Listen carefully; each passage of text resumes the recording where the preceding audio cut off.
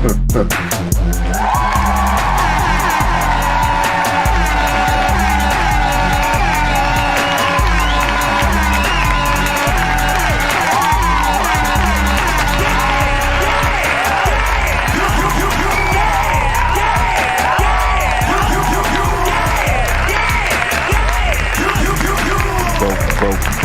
we got Smash Bros though. 3, 2, 1, go! What's up?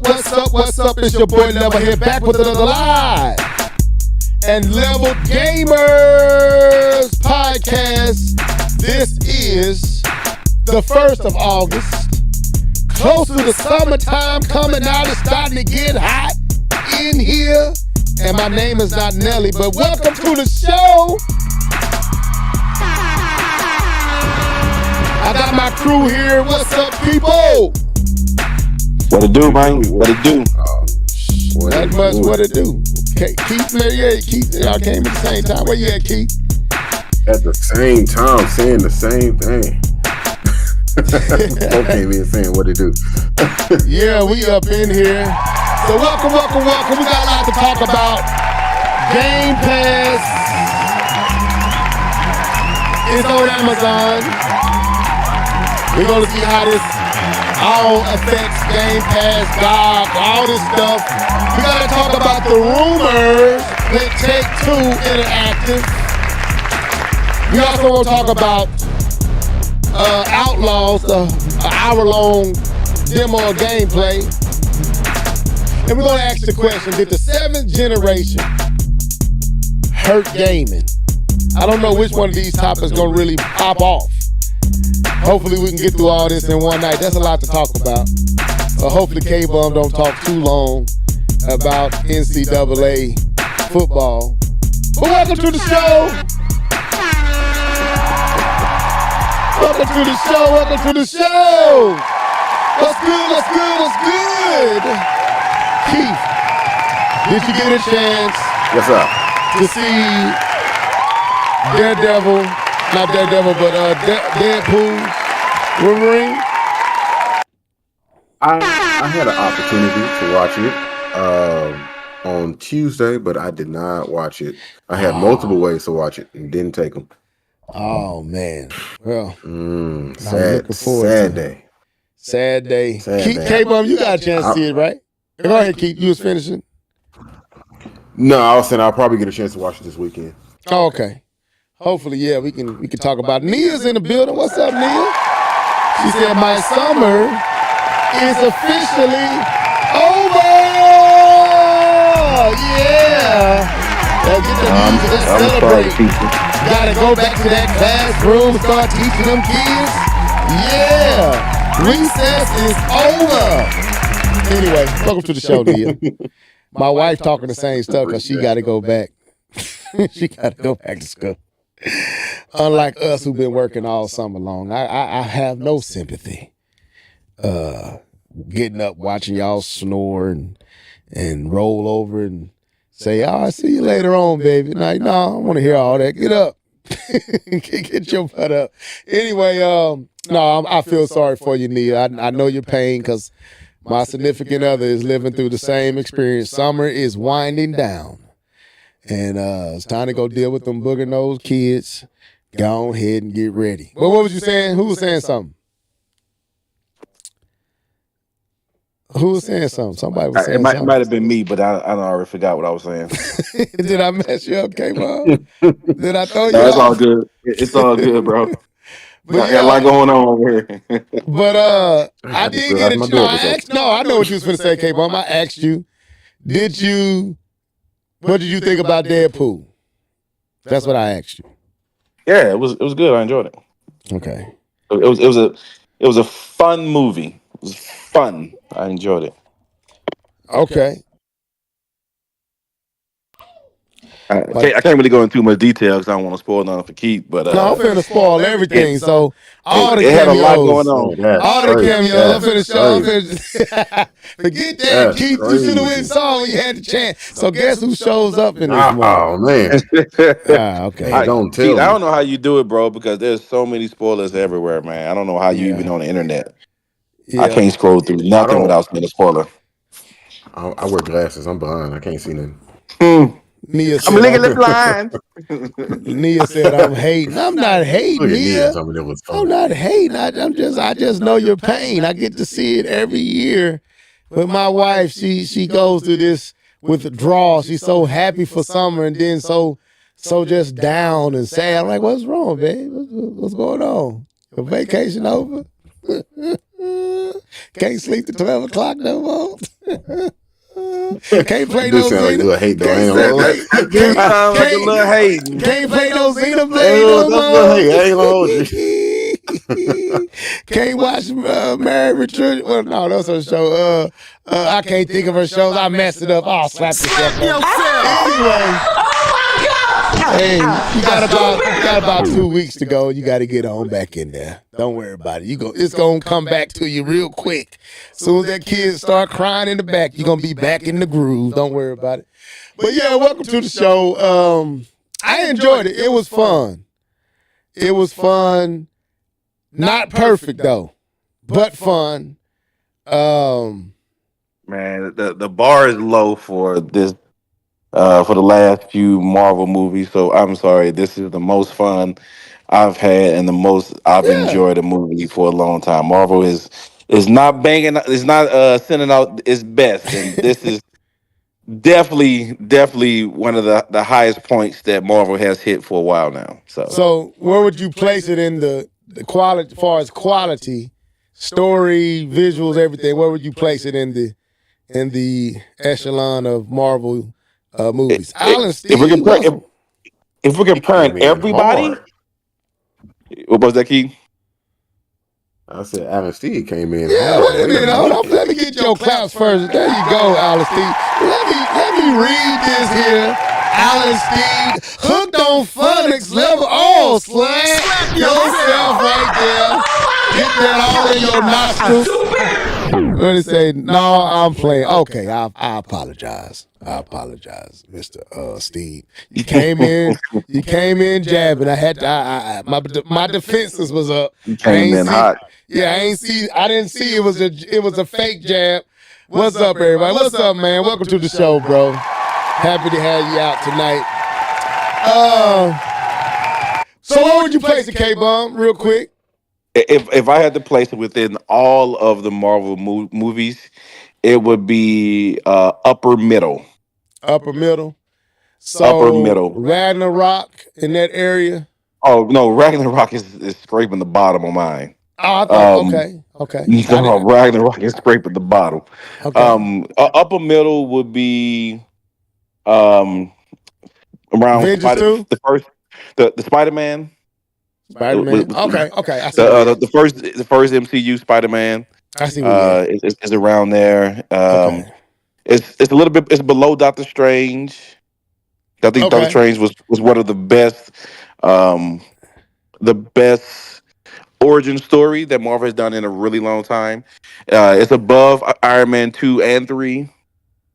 So it's around there. It's still below Civil War, still below Winter Soldier. Above Age of Ultron, so it's around there. It's a good place. It's in a good place. See, Ragnarok is a low point, but I know everybody say Ragnarok is that people like Ragnarok. I don't. I hate them. I hate Ragnarok. I don't hate it.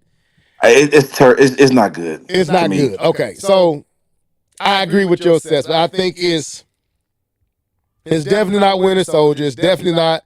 I would say it's not Endgame to me. No, it's not Endgame, not Infinity Wars. Not Infinity Civil War. War? No, I still like Civil War because it introduced some new characters. It had some great fight scenes. Yeah, I mean, it had some of the best fight scenes in all of Marvel was in Civil War. I think Civil War lagged on a little. The end of what hurt me. The ending Civil War. great. That's why I'm putting it. So Civil War is like you're entering into the top, but Civil War is like before you get into the top echelon. I'm putting it in that space, like Civil War. Got it. Spider-Man 1 and 2, the new, the MCU version. Yeah, Yep. in that echelon. So yeah, I agree with you. Yeah, I agree with. That's a good spot. All right. right, because it was definitely fun. Definitely Yeah, fun. it was a blast, and Wolverine is dope. I think he did such a great job of Wolverine. Man, he's so good at that character. He knows Yeah. that character, bro. Do you think? And Do you think some of the cameos that showed up gonna replace him? nope, No, you don't. nope, nope. Okay. Nah. All right. Marvel gonna do it fresh. Okay. They're gonna do it fresh. Okay. The same thing in the Fantastic Four. They're gonna do it fresh.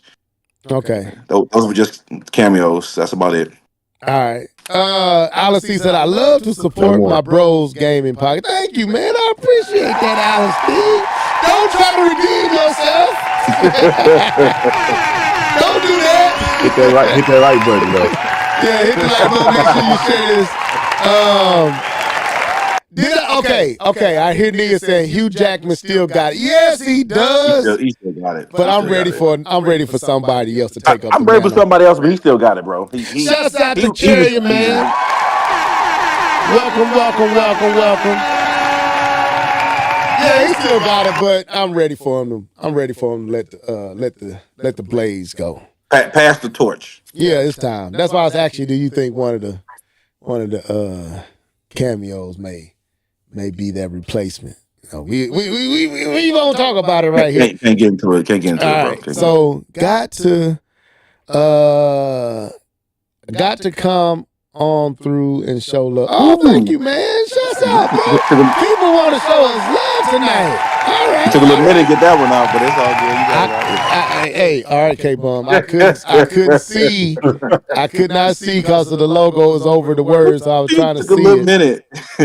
I couldn't see what he was saying. I said, got to come. I couldn't see the through and show love part. So anyway, we got a lot to talk about. Type something, please. We're about to get in here and do what we've been gaming on. K-Bum, you got a minute because we got a lot to talk about.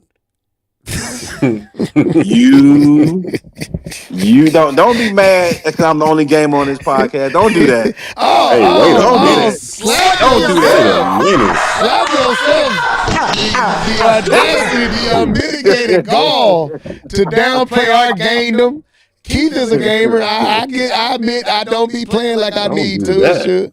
But don't do Keith like that. But anyway, we're about to get into what you've been gaming on. Yeah. Let's go.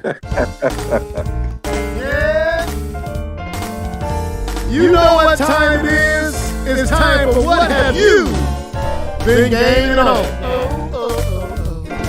Sing it, folks. Let's go. Hey. What you been gaming on? What you been gaming on? What you been gaming on?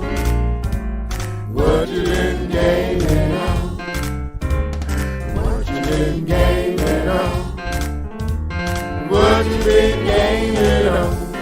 Gaming on, gaming on, gaming on.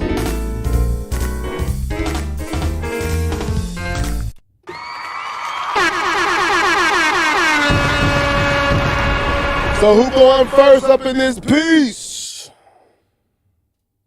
K-Bum, the floor is yours. Want K-Bum to kick us off? Yeah, I kick it off since you're gonna put me on a timer. So what I've been gaming on this week is very simple, very easy. Not going to be too difficult. What I've been gaming on is that masterpiece of a game, the thing we've been waiting for so many years of our life. That EA College Football 25. That is what is in my PlayStation. It is not leaving the PlayStation. It's going to be that. Actually, it's not a disc. It's a digital. So, but it's going to be ready to go every single day. That is going to be. That is it. Madden who? So I won my first national championship. Actually, I won my second national championship. And so I got 2 national championships under my belt with the Michigan Wolverines. I'm very excited. I'm going to open up the offense. My senior quarterback is leaving this year. I got a new class of recruits coming in. I'm going to open up the playbook, so pretty excited. Got a 99 speed running back returning for the next season. So that's what I'll be playing on for the foreseeable future. At some point, I'll switch it up.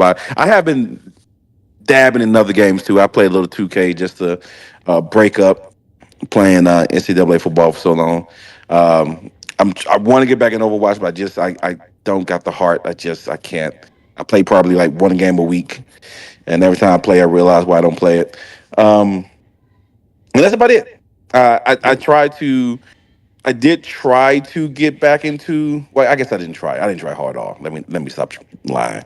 I want to get back in Stellar Blade, but the combat is combat. It isn't brutal, but it ain't easy. And if you take some time off, you forget the moves, you forget what you need to do, the time and everything. So it takes a little bit longer than what you want to kind of get back into it. So, and the story has kind of hit kind of a rough spot for me that is not as good as I want it to be. So it's not keeping me engaged. So we'll see. Hopefully I'll get a chance to finish it, but we'll see about that. But that's what I've been gaming on. Man, that's it. NCAA football. What do you want me to say? Okay, all right. What did I see down here? I see Alan Steve said Call of Duty and Modern Warfare 3, or Call of Duty Modern Warfare 3 and Metroid Prime. I gotta get back on that Prime and finish that. Go ahead, Keith. How'd you beat The it? floor is yours. No, I'm on the last stage, remember? Metroid Prime. I beat Dread. I gotta beat Trump. Yeah. So go ahead, the floor is yours. All right.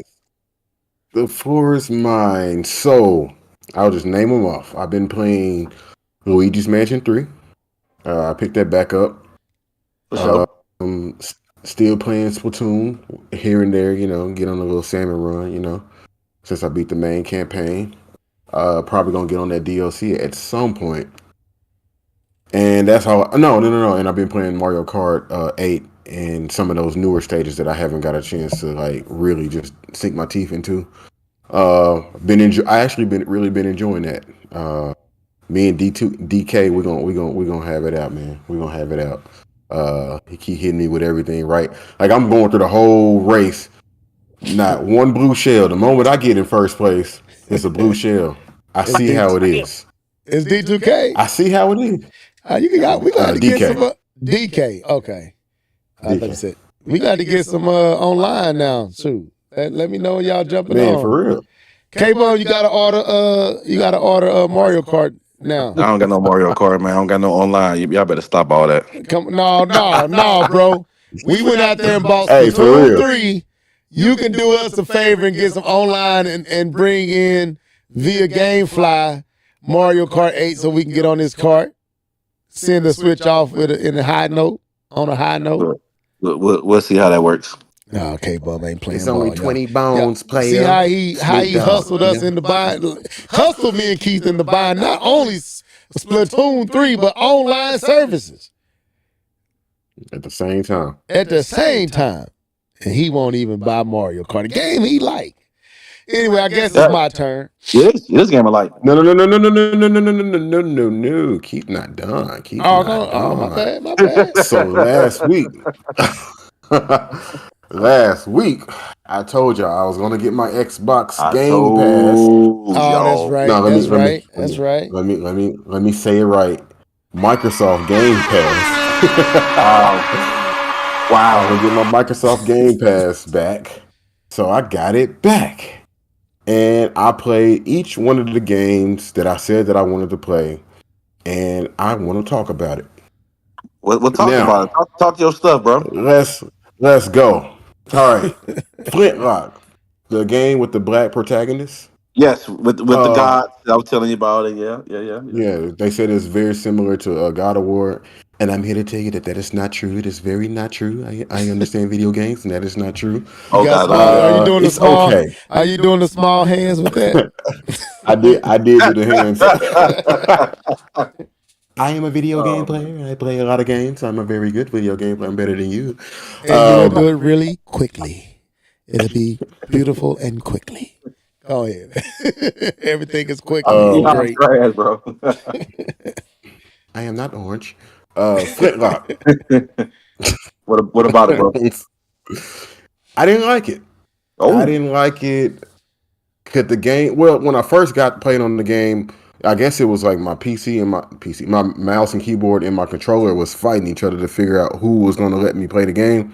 Yeah. They weren't working. They weren't working in tandem. But I came back the next day, and my Xbox controller was working. So let me tell you, they throw so much at you at the beginning, like Oh, the gameplay mechanics, so on and so forth.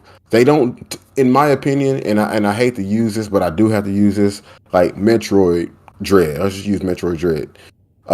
They give you an ability, and you go through the game a little bit, and you use that ability, and you learn how to use it, and you learn how to use it on its own.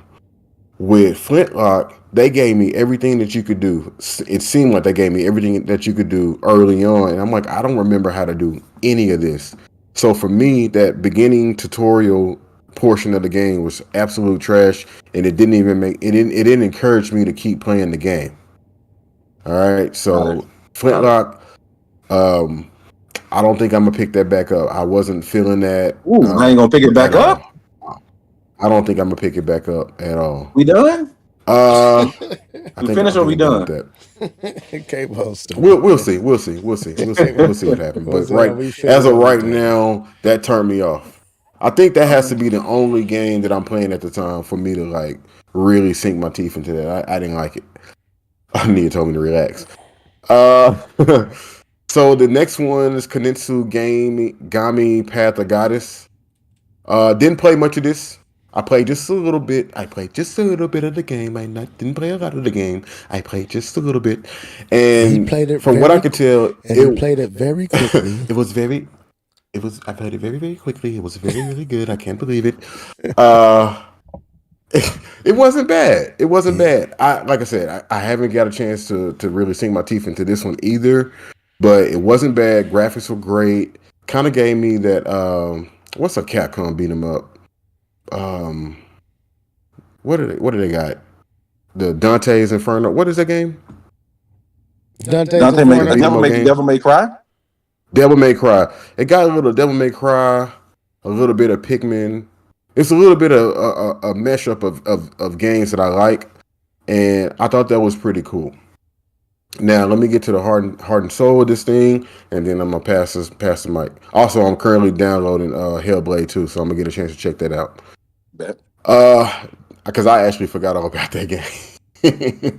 So Dungeons Xbox of did too. Hinterberg. I know, right? K-Bo ain't right, man. Dungeons of K-Bo Hinterberg. did. Now, Xbox did. if you are a fan of Dungeons when you playing the Zelda games, you are going to love this game. Dungeons of Hinterberg stars a character named Louisa, I think, and she's a lawyer, and she's trying to basically get away from her life for a little bit. Everything is mundane, everything is on task. You know, like I get up, I do this, I do that, yada yada yada. So she goes out to this location where there's dungeons and there's monsters, and it's kind of like I would look at it like a getaway or a resort or whatever. You got a lot of other people out there that's going in dungeons, and you got different shops, so on and so forth.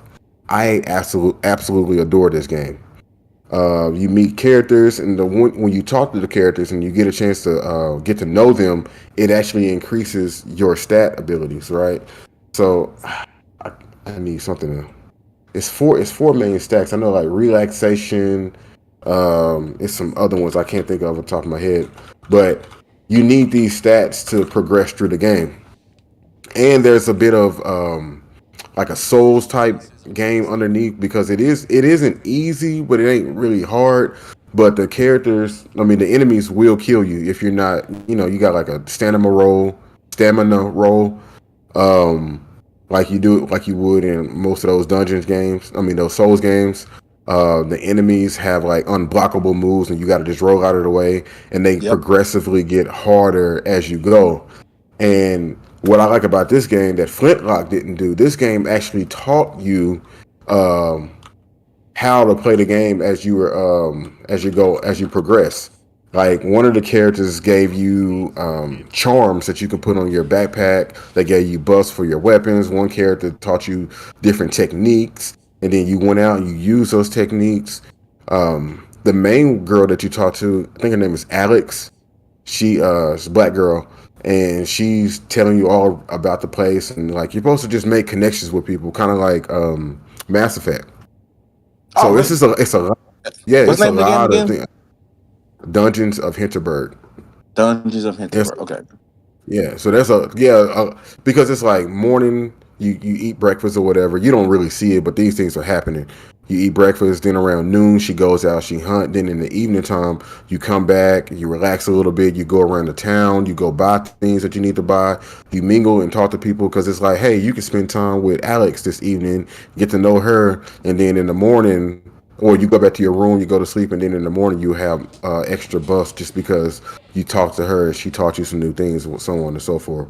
But I adore this game. I am going to beat this game, man. Shout out to the indie Really? games out there. Oh yeah, the developers is called Microbird Games or Microbird GmbH. So shout out to them. I think it's only on Xbox and Windows. So Microsoft, you got one.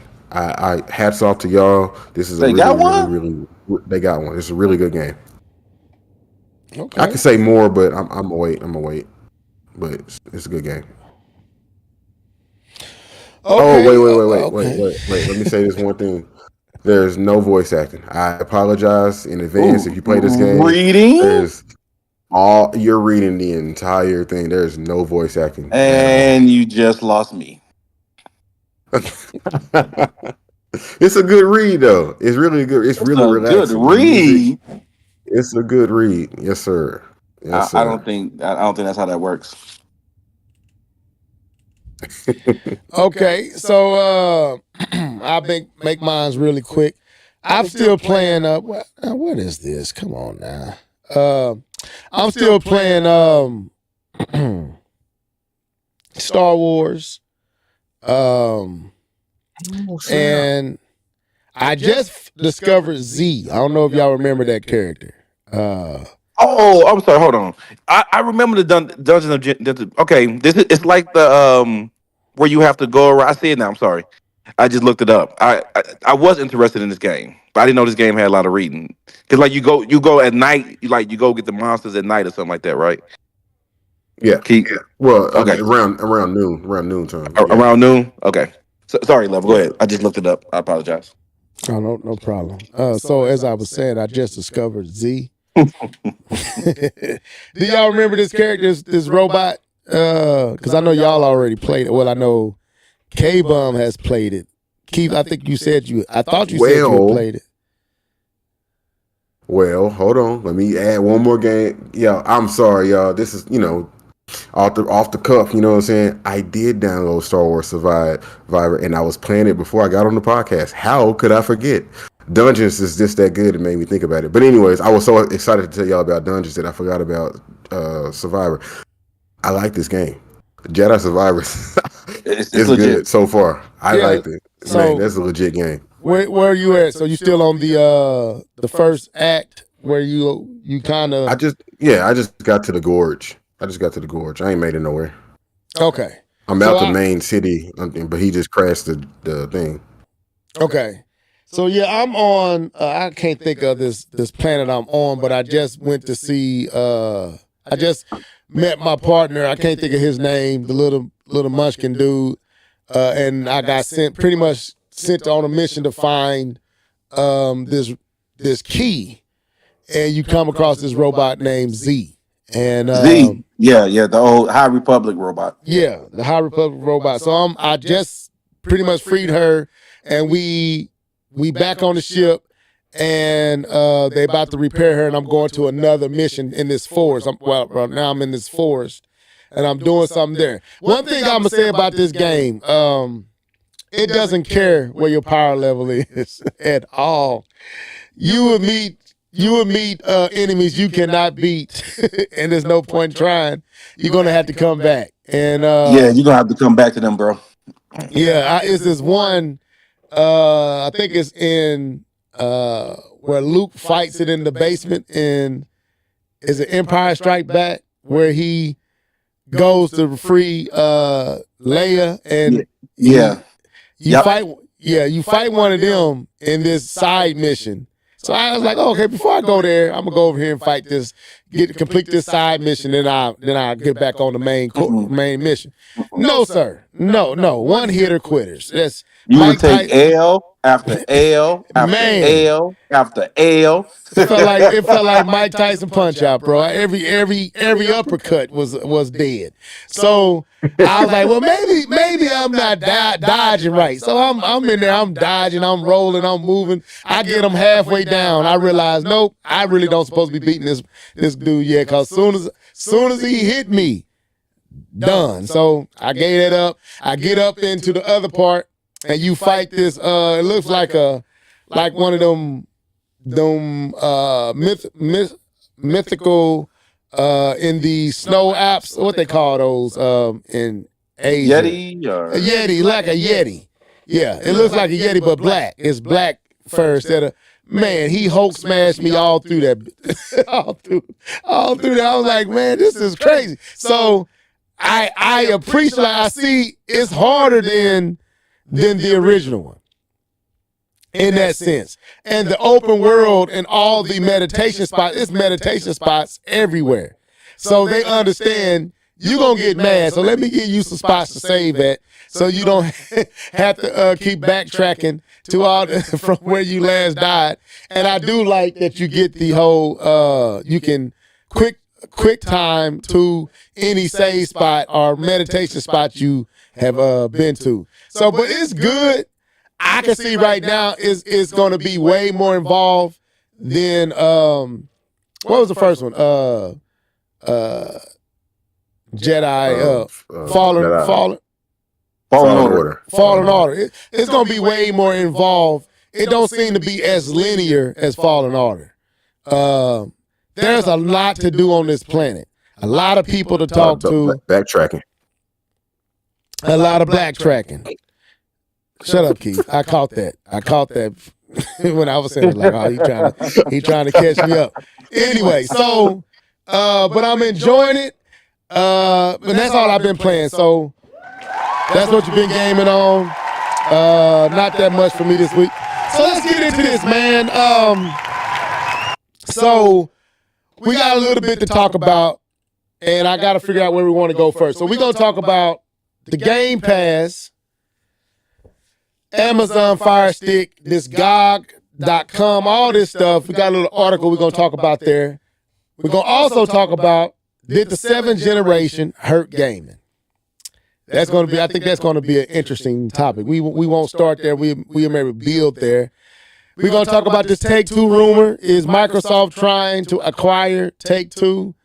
And we're going to, maybe if we have time, look at some of this footage of Star Wars Outlaws.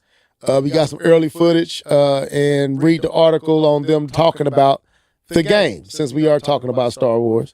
So let's start with Xbox. So, and I'm gonna who shared that article? Was it you, K Mama, or was it Keith? Or who feels better equipped to lead us into it? Put it like that. which article was it again? The Xbox and Amazon. That's where we're gonna start. Microsoft. Let's start here. Let's start here. Microsoft sales are down. Let's go there first and lead into it. So Microsoft just released a situation where it was showing that their hardware sales are down by 42%. And that was kind of interesting that we haven't been hearing much about the hardware sales, and we kind of been talking, and they kind of been quiet. But so what do y'all think about, first of all, the hardware sales being so down? Go ahead. Who want to go first? I'm gonna find that article real quick. Yeah, I'll jump into it. What? But here's the piece that you're not really saying. So, Okay. hardware sales are down 42% from, I believe, since last year. What's not being said is that hardware sales was down the year that it's being compared to. Uh, so it was down, I think, double digits, close to double digits last year, and now is down even more, almost 50% more than the down year it had the year before, and so that's why it's just pound. It's I'm gonna say something pounding on top of pounding. Pause. It's just all this increasing issues that's going on with Xbox, and one thing that you need to do as a console seller is sell consoles. I think Microsoft kind of forget that piece that in the console market, it may be good for you to actually sell consoles. Um, and so what we actually saw in the review of the earnings, we saw that the hardware sales is down 42%. We saw that they're actually I think making a profit. Let me not say that. I got it right here if you want me to read it. Game sales are all right. Yeah, if you want to read it, if you want to take Okay, that shot, okay. book on Phonics, give it a It shot. says Xbox hardware revenue down 42% from last year as Activision acquisition continues to boost content sales. Xbox isn't the only company seeing a dip in hardware sales, though. This is Rebecca Valentine. This is written by Rebecca Valentine. Hardware sales are way down again in Microsoft's quarter 4, while gaming content sales skyrocketed again thanks to the company's acquisition of Activision Blizzard last year. The company posts its earnings today, which included a report of hardware revenue down 42% year over year.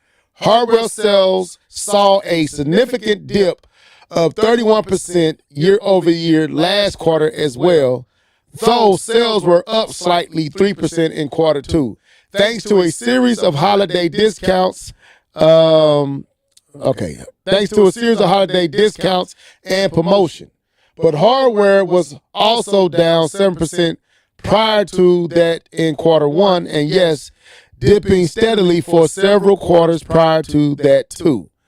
For what it's worth, why do y'all keep on adding more stuff? Okay, so for what it's worth, Xbox is far from the only console marketing maker seeing dips in hardware sales. Everyone's impacted, according to how you say Circana.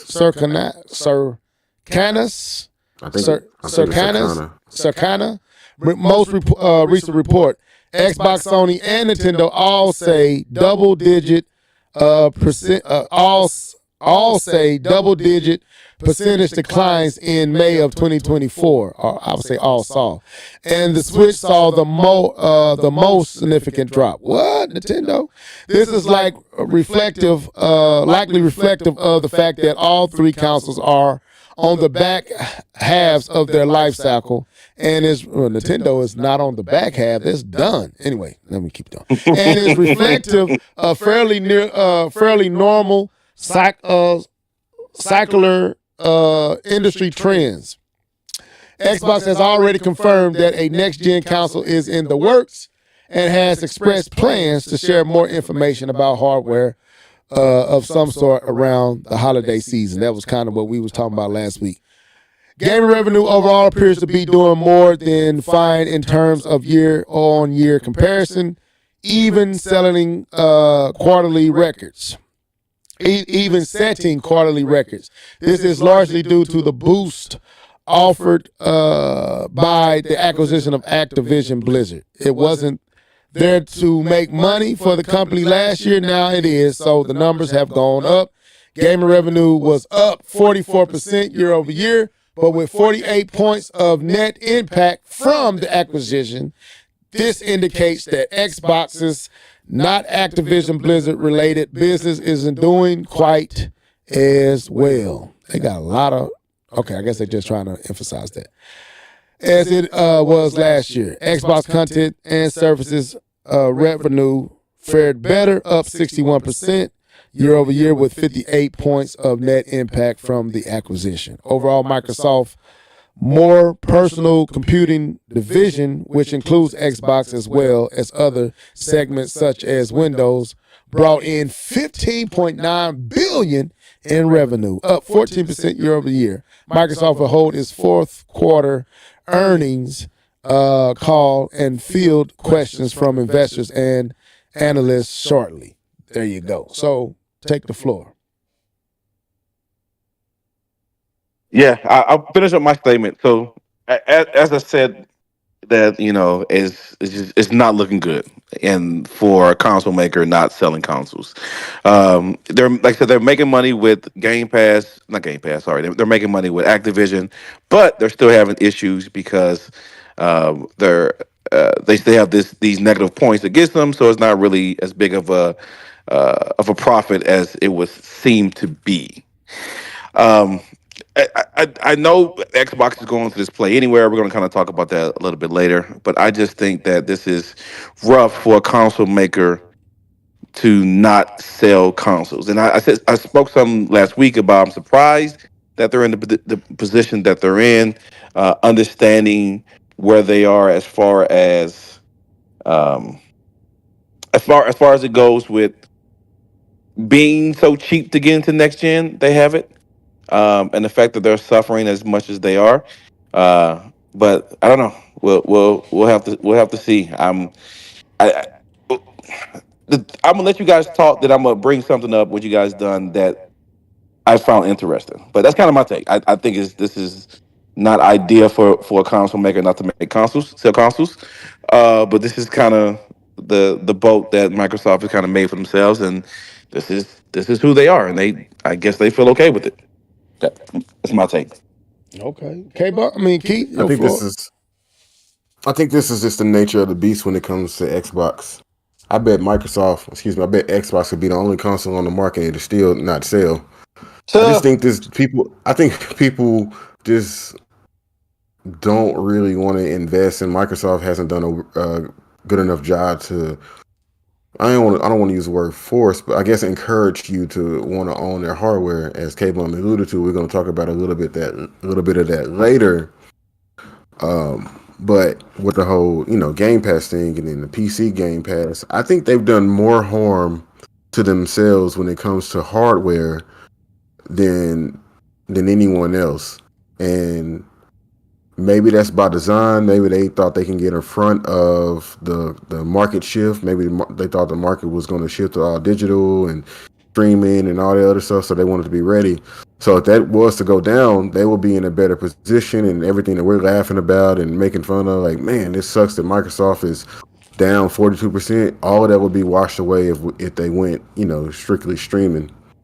So I think they're in a weird place where they got one foot in everywhere, and you only got 2 feet, but they got a lot of feet in a lot of different places, and this is the results of that. People are not, I guess, confident in their devices. They'll buy Xbox and say, "Why do I have this?" All the significant games start coming out on Sony. Nintendo has their games, and then you look at Microsoft, and it's like, "Oh, you might get a Dungeons of Hinterberg, or you might not." So yeah, people, the way I see it is, people don't, they don't want to invest long term. They'll get Game Pass. As you mentioned, the Activision acquisition continues to boost content, so they'll get Game Pass. They just don't really want to mess with that hardware. I agree. I think eighth gen hurt them bad. I think they still are feeling the effects of their eighth gen decisions with the Xbox One. I think their messaging is terrible. I think the name of their systems are terrible. I think their marketing is terrible. I think they have not worked on their identity. I think they rolled out Game Pass in the wrong way, thinking it was going to offset their rep and make them more appealing. And I think they just stepping all over themselves. Like, you haven't tied your shoes yet, and you trying to walk. And it's like you keep tripping over the strings you haven't tied because you didn't deal with your games issue. You didn't deal with your first party issue. You didn't deal with your rep in the community issues. You kind of, I think they thought we got past 8th gen with the messaging of the Xbox One, and they thought, hey, we in a new generation. All that's in the past, but that carries on. I think the reason they even did so well in the 7th gen is because Sony got the big head. And now that Sony hasn't been acting beside themselves like they typically have in prior years. Sony's really, I think Sony and Nintendo really has the market when it comes to the consoles sold up. Sony has the power sewn up, and Nintendo has if you want to call it the company or the and system, and for some with the Switch, it is their system. Between those two, What do you mean by power? like I think Sony has the power, like gigaflops, teraflops, the power thing where you push in the graphics and cutting edge. Even though I think Xbox is more powerful, I think Sony's messaging and how they do it, they got people are. You're not getting much with either one over the other one as far as that. So just having a more powerful system isn't going to win you anything. Sony has the games, they had the message, they had the appeal. Xbox is still wounded from the 8th gen. They still wounded from all that. They still wounded for DRM. They still wounded from the Motion Connect. They wounded from all that stuff. They haven't recovered. Because they didn't fix the main problem, and it was their games and what they were offering. And to me, that's their problem. And they rolled out Game Pass without fixing the very thing Game Pass needed, which Activision has proven you needed games. He said, because it said before Activision acquisition, they were losing money there too. Yep. So Activision brought the games. Bethesda somewhat brought the games. So it's addressing what has been Microsoft's problem is no games.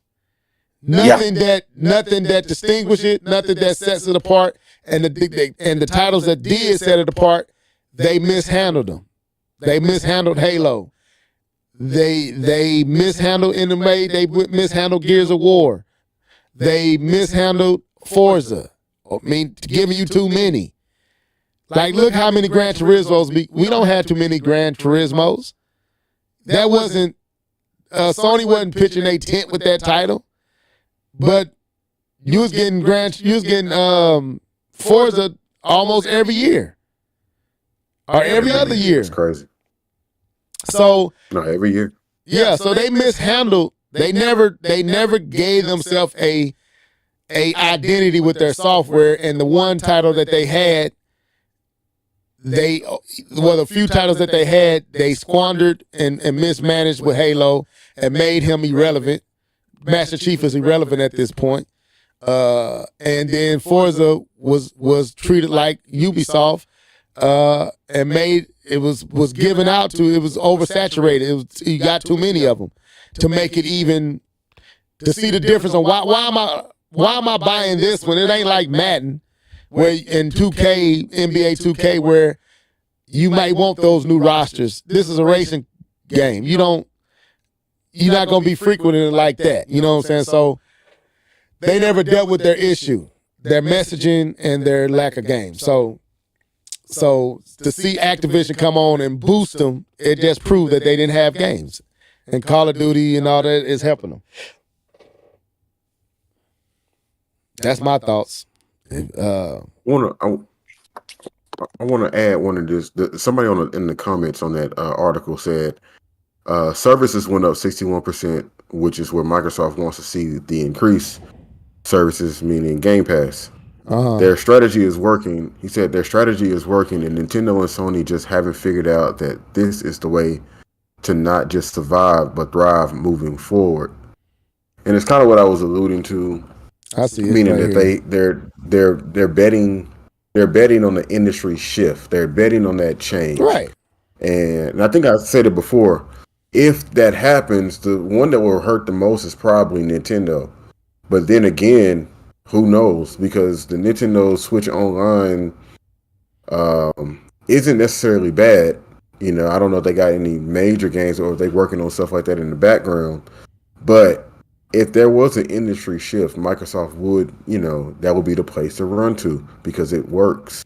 Right. And but anyways, I like that comment. Well, it goes back to what I was saying last podcast. I said to me, Microsoft is forfeiting their. I'm not saying they're quitting. That's not the right way to say it. I'm saying they're succeeding, conceding this generation because they're planning for the shift and they're preparing for that. So they know they're not going to win. They know they're not going to reposition themselves this generation. So we're going to concede this generation and we're going to bet on the shift. I personally don't think that's going to affect Nintendo because Nintendo has been playing outside the rules since the Wii. They haven't been playing according to the industry rules. So they break the rules or they bend the rules to themselves. As long as they got those classic titles, they good. I think it may affect if it affects Sony and if it affects anybody that affects Sony. I'm not saying it will. I'm saying that's who I can see being affected by the shift if it takes place, because I don't think Sony has those iconic titles. They got great first party titles. I don't think they have iconic titles where you just gotta have it like Nintendo has. Nintendo has a covet of just treasure chest evergreen titles, not in sales, but just in they stay in power. Mario got his evergreen. Well, I just use Mario because everything they put out just about has Mario in it. So Zelda is evergreen. I won't say Metroid Prime is, but Metroid is or Samus is. But you get what I'm saying. They have, to me, they live and die off their first party, off their IP. I don't think that's Sony. They don't live and die off their IP. They just have quality first party titles along with third party. So if the industry shifts, I think it affects Sony more than Nintendo. Because Nintendo online is trash. We just bought it. Look, Keith, we just bought online for the first time in the last year of Nintendo Switch life. We haven't had online for 5 years. And didn't complain about, didn't miss nothing. And now we decide to get it. But I guess we could pivot because I believe this, unless K-Bump has something to add there. I don't know. I have something a little bit different before we pivot. There was something absent in this financial call, and I wondered if anybody else saw it. They're talking finances and talking about where things are, and they did lay some ground rules. But there was something that I thought was missing. That I thought would have been at least alluded to at any point, and it wasn't. And what I'm referring to is Game Pass. They didn't say anything about growth or impact or anything. It wasn't a mention in that call. I looked it up myself just to make sure I wasn't tripping. There wasn't a mention about Game Pass. And I'm trying to find out why is that. Well, probably because it's not. They're talking about Xbox. But this is they put everything into this. So into Game Pass. They've killed their console sales for Game Pass. Mm-hmm. They've killed their individual game sales for Game Pass, and not a cricket. Do you think they was? Do you think they? Well, I don't know. I guess I asked. Do you feel like this? What Keith was talking about this? 61% service. Let me see. Xbox content and service revenue fared better, up 61%. Do you feel like that was covered? Did that cover Game Pass? Okay. No, you don't cover Game Pass. You state Game Pass. When something has become your identity, it is not a footnote. Got you. It's not a footnote. It has become your identity. PlayStation VR 2 is a footnote. Right. That's a footnote. Game Pass is not a footnote. And I was just a little surprised that nothing was said about it. And we haven't. And I looked it up, and we haven't heard anything about Game Pass as far as numbers since February of this year. Well, if they not showing numbers, that mean it ain't doing good. It's not doing good then. Because if it was, if it was doing good, they'd be talking about it. That's the point I'm trying to make here. So it's not doing good, which goes back into kind of what me and Keith were just saying. It seemed like they betting on the future and they betting on the shift now. So well, they can't be going away from Game Pass because we about to talk about the next part of this conversation, which is Amazon and Fire Stick and all that. Which let me go to that article real quick. But go ahead. Who wanna start there? So I just posing that question to you guys. I felt that it was interesting. So I was just proposing that statement. So that is, and when you put that in the chat, I didn't really get where you was going. But now that you kind of fleshed it out, I see what you're saying. That is interesting. That in this report, where it's giving you numbers of sales and where things are bad and where things are trending up, that you get no mention of Game Pass. That is kind of awkward. That is kind of that is strange, to say the least. That is strange. 42% is a big number. Huh? No, I said 42% is a big number, man. That's a huge number. A drop off? Yeah. Yeah, I agree. Yes. So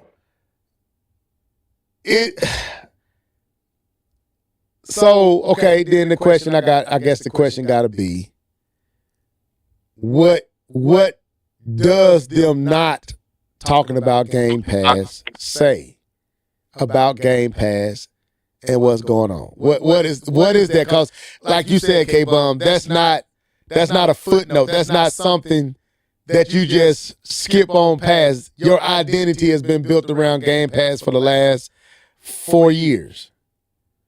4 or 5 years, it's been Game Pass. That's been your message. That's been where you hung your hat. That's what's been all your fan base been just latching on to that. Game Pass, first day, first party, all that. We just got the little information we got about Call of Duty and the whole new tiers. So it does not make sense not to talk about the sales and the numbers of Game Pass unless they covered it in that. No, they didn't cover that in that tier stuff. So what does this say? To me, it says it's bad. It's that bad. That's what it said to me. It's bad. Well, I'm gonna have to step away. Okay. Yeah, let me. I just want to say this real quick before you go, Caitlin. I'm gonna have to step away in just a second. But what I think, and even Microsoft didn't officially write this article. This is an IGN article that we've been reading. But what I think is, you don't want to associate Game Pass with negative information, because you're still trying to push Game Pass, and like you said, we finna go into the Fire Sticks and stuff like that, where you're trying to put Game Pass in different places. Xbox, the console, the brand itself, it's sinking. And I think one of the reasons you start to make that difference is in the marketing. You start trying to make that difference. Like, okay, we still have this Xbox thing, and this Xbox thing still has Game Pass, but I need you to understand that they are separate. You understand what I'm saying? So we're talking about the revenue is down for the hardware. We don't want the Game Pass to be associated with that, because we don't want that to be we don't want that message to conflate, like, oh, well, Game Pass must be trash if Xbox, the hardware, can't do anything. You know what I mean? So I think they're starting now. And again, that was an IGN article that, They rebranding. That's what you just said is a rebrand. Yeah. They're rebranding, so they're trying to, separate them. But I'll be right back, y'all. All right, that's a good point, and that's a good point. I'm not saying that's what the case is. I say that's a good point, though. If you're trying to rebrand and separate Game Pass from Xbox, then you probably don't want the messaging because you're trying to. Because everything we see seems to suggest that Microsoft is moving away from Xbox, not gaming, but Xbox. And if the thing you're saying is the future, and you do have new hardware, as this article talked about, and we've talked about several times, if you're under a rebranding, then, and if Xbox, the name Xbox is not going to be a part of the new branding, then it may make sense why they didn't talk about Game Pass here. But I'm not saying I'm saying that's a good point. I'm not saying I'm not giving that a lot of strength here, but that is a darn good point, though. Go ahead, K-Bon. I'll take two really good points in this. Statements. I think that is a good point. I think he brought up something very relevant. There has been a separation of Game Pass and Xbox. That is now called like Microsoft Game Pass and not Xbox Game Pass. So that's there. Yeah, you can't really refute that.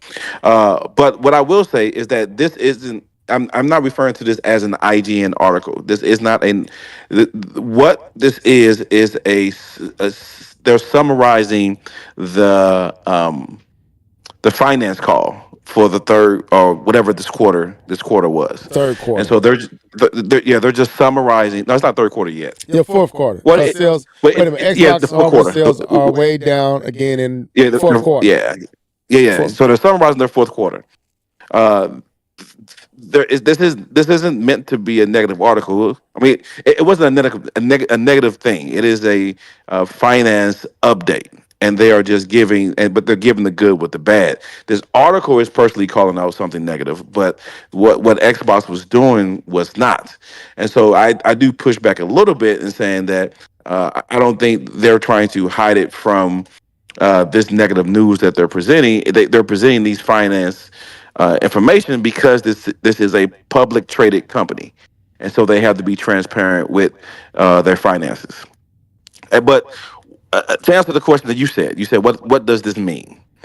I'm gonna change a little bit what you said. This doesn't mean that it's doing terrible. To me, what this means is that it's not doing amazing. It's not doing great, which is a little bit different. I don't think it's doing terrible, but it's not doing great, because if it was doing great, as you stated, they would have been singing from the rooftops. It could be doing just average, and they don't even want to share that as being average, because this is all the eggs is in this basket at this point, really, when it comes to Microsoft and what they're doing. And so I think even if it's doing average, I see them as trying to not hide, but not to make this a note in this PowerPoint. They can put it under hey, all this content stuff has increased and summarize it under there. Not because it's doing bad, because it's just existing. And it's not growing to the rate they wanted to, and so it's not. They limit what they share, I think, with Game Pass, because they want. If you don't talk about it, the assumption is that it's doing what it's supposed to do, and I think they're trying to lean on that. But that's kind of my take on that. Okay, yeah, I'm not necessarily saying it don't have to be doing bad. I think there has been a exodus from Game Pass. I think that's why they're not talking about it. I think it may have shrunk from even where it was, because of the frustration with the messaging. When they came out with the are we going to be Xbox and focus on this box? Are we going third party? We putting all our games on other systems. I think that year, this whole year, that has been the message. It has been just a message of confusion. And as a fan base, what do we tie on to? I can't tie on the Game Pass, because the games that we thought was exclusive and made us unique, you have placed on other devices. So you robbed us of that. not only are we not getting those games exclusive to have our argument and our brag, it's not a lot of games. So why am I buying Game Pass? So what I think happened is Game Pass doesn't have as many subscribers as it used to have. Well, the report that came out in February of this year put X Game Pass at 34 million. 20 was this January 1st of 2022, it was at 25 million. Okay. So in 2 years, it only grew about 9 million in 2 years. And so I don't know if it's dropping, but it's definitely isn't growing. Well, like you said, that's what I'm saying. Just think about the messaging for this year. This year we have been hearing about are they third party or what we in July. So all of this year, August. we in August now. First, all of this year, Microsoft messaging has been convoluted and confusing. Then they had to come out and do a quick about face or what was damage control. That's what word I'm using for. Damage control. They had to do that damage control because that thing took on a life of its own, which further confused your base. Then after doing the damage control, the very thing that you damage control, you turned around and undermined in more confusing messaging about not needing a box to play. So I'm curious, my mind is thinking you had a lot of people drop off from Game Pass in the last 2-3 months.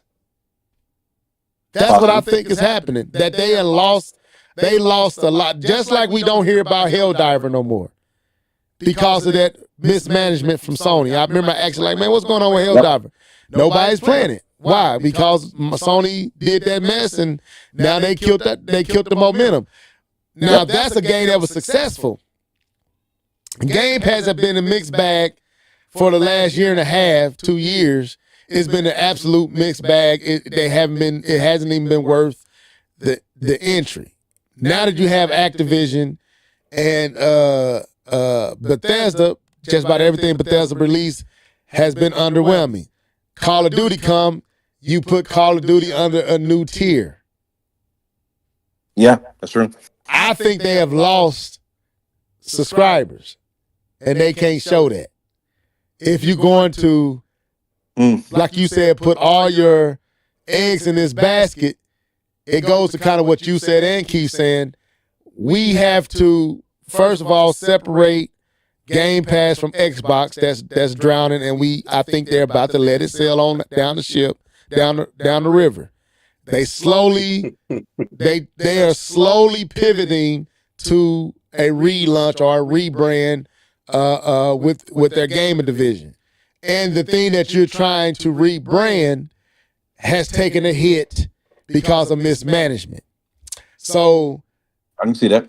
So I think that's where they at. It's like they throwing smoke up, but they pumping up Activision because that's what they're gonna utilize to rebrand. Activision is gonna be how they rebrand. They're gonna rebrand with Call of Duty, Game Pass, and they hoping that game is so strong of a draw that it forces people to that higher tier, and then they're gonna, like I said, play anywhere, everywhere, which go to the Fire Stick, which go to what we about to talk about, other places to what Keith just said. I got it on the PC. I think that's where they're going. The Xbox is, we may have it this generation. I don't think whatever is coming next is going to be called Xbox. It's not going to be called Xbox. Whatever this device is that they're going to talk about in December will not be called Xbox.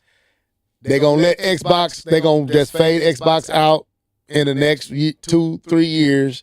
Xbox will be an old thing, and it'll be Microsoft, whatever. And they're going to roll it back. They're going to roll it into something that ties closer to Microsoft, the name. like you said, Microsoft Game Pass. That's what I think they're doing. They're slowly phasing out Xbox, and they're going to support it until it gets out to where whatever this new thing is not going to be called Xbox at all. That's what I think. But go ahead. No, I don't have anything else to add. That's very interesting. I don't have anything else to add on top of that. I think that's good.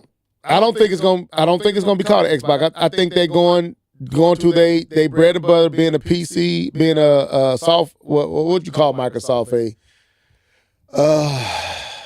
Software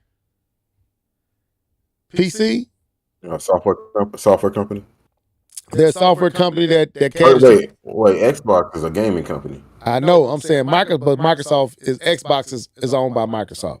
So if you're trying to go away from Xbox and you're trying to rebrand yourself, I think they're going to bring Microsoft into just like they do with everything else under what they actually do. And whatever this device is going to play more close to that than this box, than this dedicated gaming box. Whatever this new device is not going to be that. It's going to be tablet, laptop, something like that. That's theirs. Maybe what do you got? That Surface, K-Bomb? Yes, I'm using it right now. Yeah, my Surface Book. Now, who makes Surface? Microsoft. Okay. I'm thinking somewhere in that lane. That's where they're going. Huh? What'd you say? I said good luck. Whatever Sarah Bond said, she said it's going to be revolutionary. So we'll see. Okay. Then it's not. That's what I'm saying. It's not going to be a box.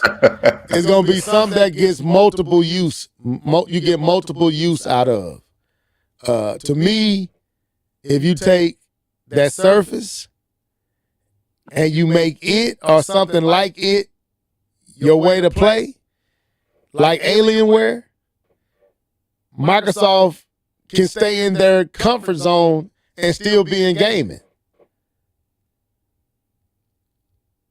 And it is more PC, but it put most of the onus on you. You want something more powerful? Okay. You go buy it. That's what I think. That's what I think they're gonna do. And then, okay, you can't afford that. You got Fire Stick. You got these TVs, all that stuff. It ain't the best quality, but you can still play. And we gonna give you these Deadpool controllers. These big butts. So what do you think about? Real quick, we got to pivot. What do you think about this Fire Stick, Amazon? All that stuff. I couldn't find an article. There's a video on it. I was trying to find an article, but I can't find it. What's y'all thoughts on that? I went first this time. I'll let Keith go. Go ahead, Keith. Is there not an article on it? No, it was a video, so it wasn't an article. I was trying to find it. I see a video. It's just a video talking about it. I'll type Fire Stick, Amazon, Xbox Game Pass. And my internet is going slow since I'm down on that game. I know, right? I think we kind of talked about this in the past. We kind of talked about that we see Microsoft or Xbox putting Game Pass on everything, and I think this is just one of the many that like we kind of saw their strategy. You know, we used to say like, oh man, they're gonna put the Xbox not logo, but the application is gonna be on the Switch. That way you can play Game Pass games on the Switch, right? So that's what I kind of think this is Microsoft is actually doing that thing, but they're doing it with Fire Stick is not. I don't know how Amazon work in their tiers or whatever, but because I was going to say Amazon themselves is a competitor, but they're doing it in a way where it's something that everybody already owns. Most people already got Fire Sticks in their homes, so it's like, hey, get this Game Pass, because I know Game Pass is also on the Samsung TVs, and you can play games that way. So I just see Microsoft trying to put Game Pass in all of your homes. out away from the console. Kind of like what we were just saying. It kind of goes right into it. Like, look, you don't even need to buy a Xbox console. And so in that regard, they're not even worried about the sales and the revenue, which also kind of could allude to whatever is coming next. Like Level was saying, has nothing to do with that box because they're really trying to get away from it. And putting Game Pass on the Fire Stick is a perfect example of what they're doing. I mean, it could be a test, you know what I mean, whatever you want to say, but it's a strong move. It's a bold move for a gaming company to do something like that. To allow their platform. And I'm trying to think if Game Pass is anywhere else outside of Samsung and the Fire Stick. I can't think of anywhere else, but yeah, that's their bread and butter, and they're really pushing it. That's all I got for right now. All right, K-Bomb. I mean, yeah. Go ahead, K-Bomb. I'll come in after you. No problem. Personally, I think it's dope. I think it's dope that they are partnering with Amazon to allow the Xbox to be played on the Fire Stick. I think this continues their play anywhere directive. You don't need a box to be able to do this, and the fact that they're trying to expand the thing that we really haven't heard much about, which is XCloud. Where have you been? Uh, where you been, XCloud? So it kind of Isn't this introduces. You say what? Isn't this just xCloud? Yeah, Yeah, it is. No. I'm looking It at is. it right here. You was asking where else is. I'm looking at this article reviewing the Samsung smart TVs, which is equipped with Xbox. I guess. Oh yeah. But the TV I have, I forgot about that. Yeah, Yeah, the TV I so have, I can play Xbox games on there without Right. needing the system. and it's through the Oh, there you cloud. go. Dungeons of Hinterberg. If you And want to play it, gotta I'd read only them. stream my Xbox Yeah, you know what? games Let through me the let me. I'm platform. about to turn on right now, Keith. Thank you for that. Let me see if I can get me some Hinterberg going on this TV. So I got an article here that's reviewed, and it says it was only a few weeks ago when I gave cloud gaming an earnest shot. For a full week, I resolved to replace my Xbox with a Samsung Smart TV equipped with Xbox Game Pass. I'd only stream my Xbox games through the cloud during the time, even playing the entirety of Still Wakes the Deep that way.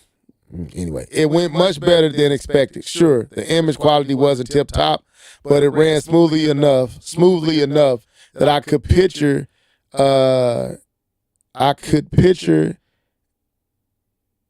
integrating I can picture integrating a Game Pass enabled smart TV in my home setup with multiple TVs. The experiment just so happened to line up with another significant push in Xbox performance expansion. Game Pass is now available on select Amazon Fire TVs and streaming sticks. That means you don't need a console or even a specific smart TV to enjoy Game Pass on a big screen. All you need is a very portable and relatively inexpensive stick. Pause. If that sounds too good to be true, well, it is and isn't. As is generally the case with cloud game streaming, you're in for a mixed experience that's partially dependent on your internet speed. If you've got a good connection, you may find the Fire Stick significantly fulfill the dream of Microsoft counseled a Keystone project that comes with one serious why am I doing that? Concession based on my test, and that might leave you praying for a proper Xbox handheld instead. Lagging behind, so it kind of goes into all the problems with it. It's lagging. So when I tested Xbox Game Pass on my smart TV, Samsung TV, I just so happened to center my experience around slower paced games. Those worked great, but I wanted to push the Game Pass app to its limits. This time on Fire TV, this time I tested out more intensive games. That included a 3-game gauntlet built to put cloud streaming through its paces. Doom 2016, Celeste, and Forza Motorsport. The end result were much more varied than my last go around with the tech. I'll start with the most. I'm not reading all this, man. Anyway, so y'all get the gist. It's not a consistent experience across the board. So, thoughts? Go ahead. I read a lot more than I wanted to. Go ahead. If y'all gonna say Man, anything. I am signing into my TV right now because I want to see how it works. Well, I know if it's anything like what it was on the Switch, that I cannot play that way. Because you limited to certain games that does not, like she said or he said, that does not require a lot. Like maybe games on like Nintendo, NES, Super NES, those 2D games. But you start getting off into, I think I tried to play, what was that they were streaming? Capcom. What was that from Capcom, Keith, that they streamed that you could play via stream? Was it you Resident talking Evil? Control. Control. Oh, I no, played, they had Resident Evil 2 Control. I think it was Control. It was Control. And that was horrible. Wait, that's not Capcom. That's not Capcom, but it was Control. I had the wrong, because it was the girl. I remember running through that lobby shooting. She wore like a red jacket or something like that. Yep. No, that was a horrible experience. Horrid experience. And no, I could not see myself playing like that if that's what I got to relegate myself to play on a smart TV or a Fire Stick. So, the floor is y'all. K-Bum is still downloading. What you have to understand that we've played Stadia, and so we've played this cloud gaming experience, and I would have to say that my experience was a positive one. I said And that's why we were. I did. No. Yeah. No. I understand. No, I understand you're referring directly to Nintendo.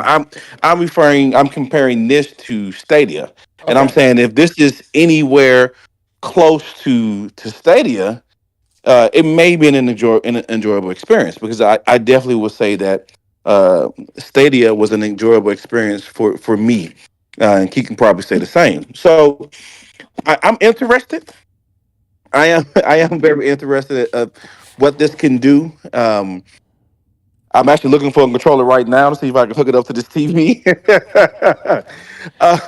But it may. I mean, if it works well, it's something that they can do that the competitors are not doing. Well, The console competitors. based on this article, it depends on the game you playing. And she brought up Stadia.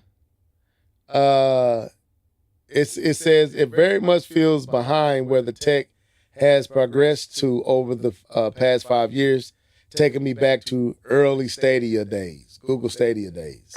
Yeah, early Google Stadia was kind of rough. They fixed some things, but yeah, it was rough. I do have to say that. She said, but is that Yeah, I an don't issue even know with if the I was there Fire for early. TV or a connectivity fluke? The trouble with cloud gaming is that I can't tell you. Sometimes you're cruising along with the council quality performance. Another day you turn on a low resolution stream that takes a few minutes to straighten itself out. Even when I began testing the app here, games kept crashing and taking me to the home screen. I was told I'd hit a rare bug that would be fixed by unplugging the stick and replugging it. But you do that with the Fire Stick on DVD movies. I mean, on 4K movies. Sometimes you got to start it over. You got to catch up. The lips be off. So yeah, it's just not controlled enough. That's my fear with it. But go ahead. Nah, Stadia work, man. No, I'm not talking about I peeped Stadia. it. Yeah. I'm talking about. Do you feel like Microsoft with Game Pass could pull off Stadia quality? By this article, they saying it's not there yet. She don't know if it's Microsoft and Game Pass or if it's the Fire Stick and what you're trying to do it through. I don't know. I don't know, man. Maybe they need to go hire some of them Google engineers or whatever Google was doing, that black magic that they was doing over there. But it was working. I will say, and maybe this was early on, but I will say that Stadia wasn't that good when it came to like, what's that game? Destiny. I played Destiny. Yeah, it wasn't good. It was very slow to respond, and I think games like that, even Stadia couldn't keep up. But those slower paced games, like when I was playing Control, I played the whole game of Control. I played all of Cyberpunk on Stadia, and it was a good time. It was a good time. Like it felt like I had a console right under the TV. Do I think Microsoft do that? Sorry. Yeah, it was I was time gonna with say, do Tomb Raider. I played Tomb Raider with the Stadia, and it was I didn't feel a difference really. right. She Do I said, think Microsoft can achieve that? They should be able to achieve that. I mean, I think they're backed by Azure, but they just had a cloud strike. So, but they should be able to. I don't know. I think Microsoft. I don't know, man. I think they by this time they should already have perfected it. And if it's still performing that bad, I don't know what Microsoft over there doing. she said, that's not to say that you shouldn't use the Xbox Game Pass app on Fire TV. On the contrary, it's a great option for the right situation and games. With its sleek size and affordable price, it's both the most portable Xbox outside of your phone and one of the cheapest way to play right now. The app easily connects to a wireless controller and remembers it whenever I turn both on, though it's a slight annoyance that I can't power my controller and Fire TV down at the same time. The fact that you can throw a controller and stick in a tote bag, is that how you say it? TOTE? How you say that? Into a toot bag? I don't know. And suddenly have a functional Xbox on a hotel TV is genuinely exciting. I'm fairly certain that I'll be doing that for some holiday trips later this year. So like I said, it depends on the games. It depends on what you're trying to play. That's going to determine if this will work for you. If you're trying to play the big budget God of War stuff like that, then no, it's not gonna be a pleasant experience. But if you're trying to play something like something that's less taxing, I guess it may be doable. She said that Diablo didn't work. But so I don't know. I mean, if I could just throw a Fire Stick in my bag and a controller, I ain't gonna front. That don't sound too bad. If I could play some cheaper games and some smaller games. Is it Tote?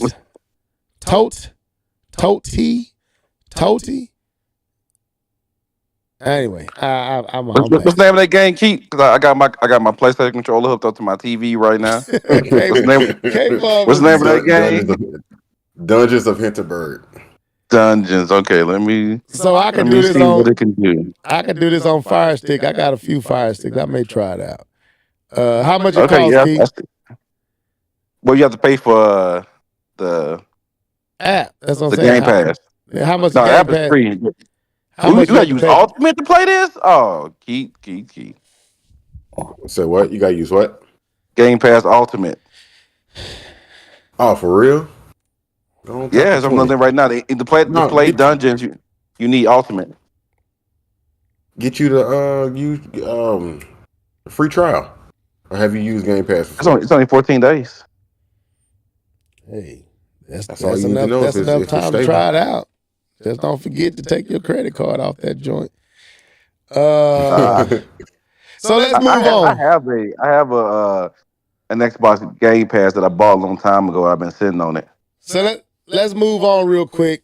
There you go. And K-Bone trying it out so you can give us your take before the show is out. So what do y'all think about this whole rumor with Take-Two? Let's get that out the way because that's a Microsoft related rumor. Supposedly, and I only saw this in the one article that you sent, Keith. I didn't see this nowhere else. And I looked I didn't for it. either. So I don't think it's legit, man. So supposedly, I don't think there's anything to it. It says, and if it is, y'all let us know. But I read it here. This is the only place I've seen it. It says breaking. Xbox Take-Two interactive banner has been deleted from Xbox website. News broke last week at GTA 6 will be bundled with Xbox Series X consoles. And now it is confirmed, according to the industry professionals, they are believed. They also believe an acquisition is imminent. I don't believe none of this. I'm just gonna be honest with you. I think this is all cap. I think this is just reaching. I'll give y'all the floor to say something about it. Since we was talking about it, we wanted to bring it up. Do you believe there's any truth to this? Any truth to this rumor that Take-Two is about to be acquired by Microsoft? I don't see it. I really don't. And how, if it is, how much would it cost to get them? They said that this company is worth $26 billion. I don't think Microsoft want to do that. What It takes them so long to make games, though. It's not like Take-Two is constantly popping out games like Call of Duty. I don't see. I mean, I don't see why they what with the amount of money they just made off of Grand Theft Auto 5 alone, and that game is how old now? Over 10, I believe. Over 10 years, and they haven't had to do much, and they just making buku dollars off of it. Then you add in all. I mean, they've done a lot now. Don't say I have to do much. No, they I'm talking about they didn't have DLC. Okay, Wait, they had to make a wait, new one. That's what I'm saying. y'all do know who's under Take-Two, right? No, 2K, yeah. Rockstar, Oh, yeah. Zynga. Yeah. Yep. So it ain't like they be just waiting on GTA. They got 2K under the banner. My I God, just don't. That's why I'm saying I don't see it. What reason? I don't either. I don't see, no, and I don't think you getting 2K. First of all, the situation not the same as what Activision was dealing with the owner. I mean, with the CEO and all the stuff that was going on at Activision. It to me, they were vulnerable, even though they was making money hands over fist. They was in a vulnerable state with what was going on, right? The conditions, the way they was forced to work. Also, the other accusations against the CEO, all that created a situation where Microsoft can pounce and Phil can pounce on it and exploit it. I don't see none of that with Take-Two. They making crazy money off of, like I said, the Grand Theft Auto, off of Red Dead Redemption, off of, like you said, Keith, 2K, NBA 2K. What reason? And I don't think they walking away paying less than what they pay for Activision. I don't know. Activision, I think, is more because it's Activision Blizzard. Let's not forget the Blizzard, Blizzard part of Activision. But like Keith just said, it's not just you getting a lot with Take-Two. I don't think it's going to be much less than Activision. It may not be. Okay. What was Activision? Activision was what? How much they pay for Activision? 68, something like that. So you looking at least 40 to 50.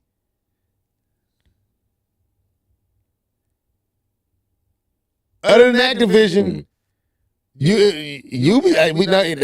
ain't talking about Ubisoft. We not talking about EA. Well, who was the last time we talked about EA outside of Madden?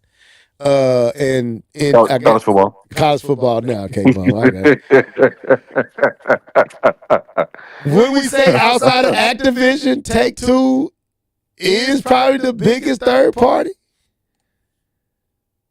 They got a lot of stuff. Yeah, I Well, don't see it. Ubisoft has a lot of stuff, just a lot of quality stuff. That's why I didn't count them. They got stuff.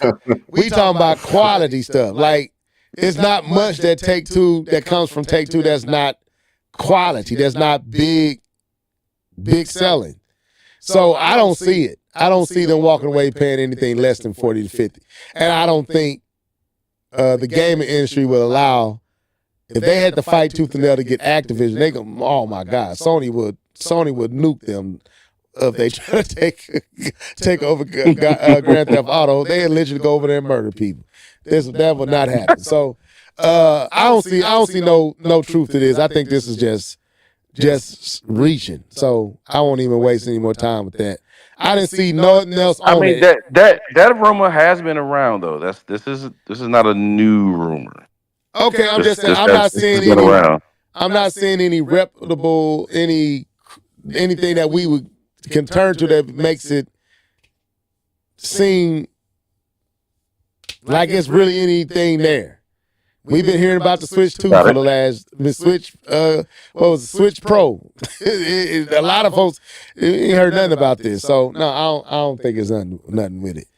What was the other thing we was gonna talk about? Okay, so let's go to here. The 7th gen. 7th gen. So this was a conversation that started in from me. I forgot what I was watching, and it kind of triggered this thought. Did the 7th gen and the rush to HD hurt us? Hurt the gaming industry? Because the reason I say ask this question is I'm trying to find the article that I sent that triggered this. Yes, I think I can find it. I'm gonna have to go back. But I was watching this, and it was talking about how we've hit a place where you see people not migrating over from the PlayStation 4 and the Xbox One to the Xbox Series S and X and the PlayStation 5. And then you have the PlayStation 5 Pro on it, supposedly rumored, it hasn't been announced yet, but it's rumored to be on its way, right? And the question I had was, is power hurting gaming? Has this power chase for more power, has it pushed gaming to a place to where we have tipped over? And I believe it started in the 7th generation. And I think the 8th generation we tipped over to where now it's not as appealing with the power and the next graphics and all that, because there is no real noticeable difference that make you feel like you are missing something. Like, what was we talking about, K-Bum, when we was talking about I guess this is a 2-point question. I'm trying to get it out. Should they have stopped, should the mid-gen refresh, should they stop doing that? That's where it started. I asked that question. So I'm going to ask it again. And then we lead to what I was talking about with the 7th gen. Should Sony and Microsoft, and I don't think Microsoft is actually doing a mid-gen refresh, but Sony said, no, not with the Xbox Series, not with the Series. But they've done it with the Xbox One X. No, we talking about. No, I'm talking. That's. Oh, you talking about the current ones? I'm talking about the current Series and PlayStation 5. Oh, okay. PlayStation 5 supposedly has a PlayStation 5 Pro coming. Series S and X, we don't hear about a mid-gen refresh. We do hear about a whole new system that's supposed to. We think that's going a whole different direction. So my first question was, should Sony stop with the mid-gen refresh like they did with the Pro, which I think hurt the PlayStation 4. Now they're doing it with the 5, which I believe whatever they come with after the 5, the mid-gen refresh is going to hurt it. Why? Because it's going to make it less impressive. And that's where the 7th gen came in. Did 7th gen hurt us? Because we haven't had an experience like 7th gen since. PlayStation 4 didn't give you that leap. PlayStation 5 didn't give you that leap.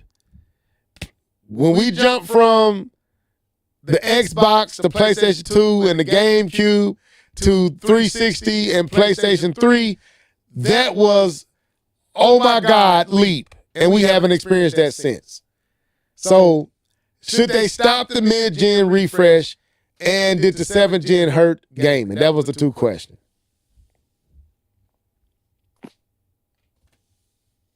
Did it hurt gaming? And I can go a little farther while I'm asking this question, but Yeah.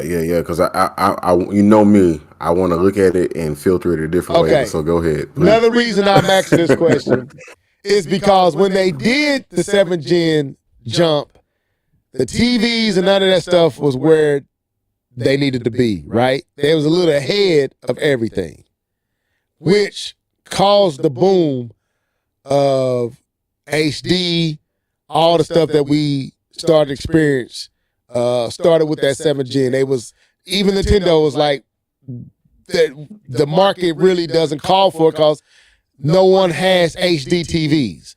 But we could say that the PlayStation 3 and the Xbox 360 kind of pushed us to HD. Because that's the reason I went and bought my first HD TV. Was because I wanted to experience what this 360 and later what this PlayStation 3 could actually do. The Wii wasn't requiring, you didn't need none of that. So I believe it has been pushing us, and every gen is pushing us to where, like with the TVs, we had 8K. We haven't even really experienced 4K. For real.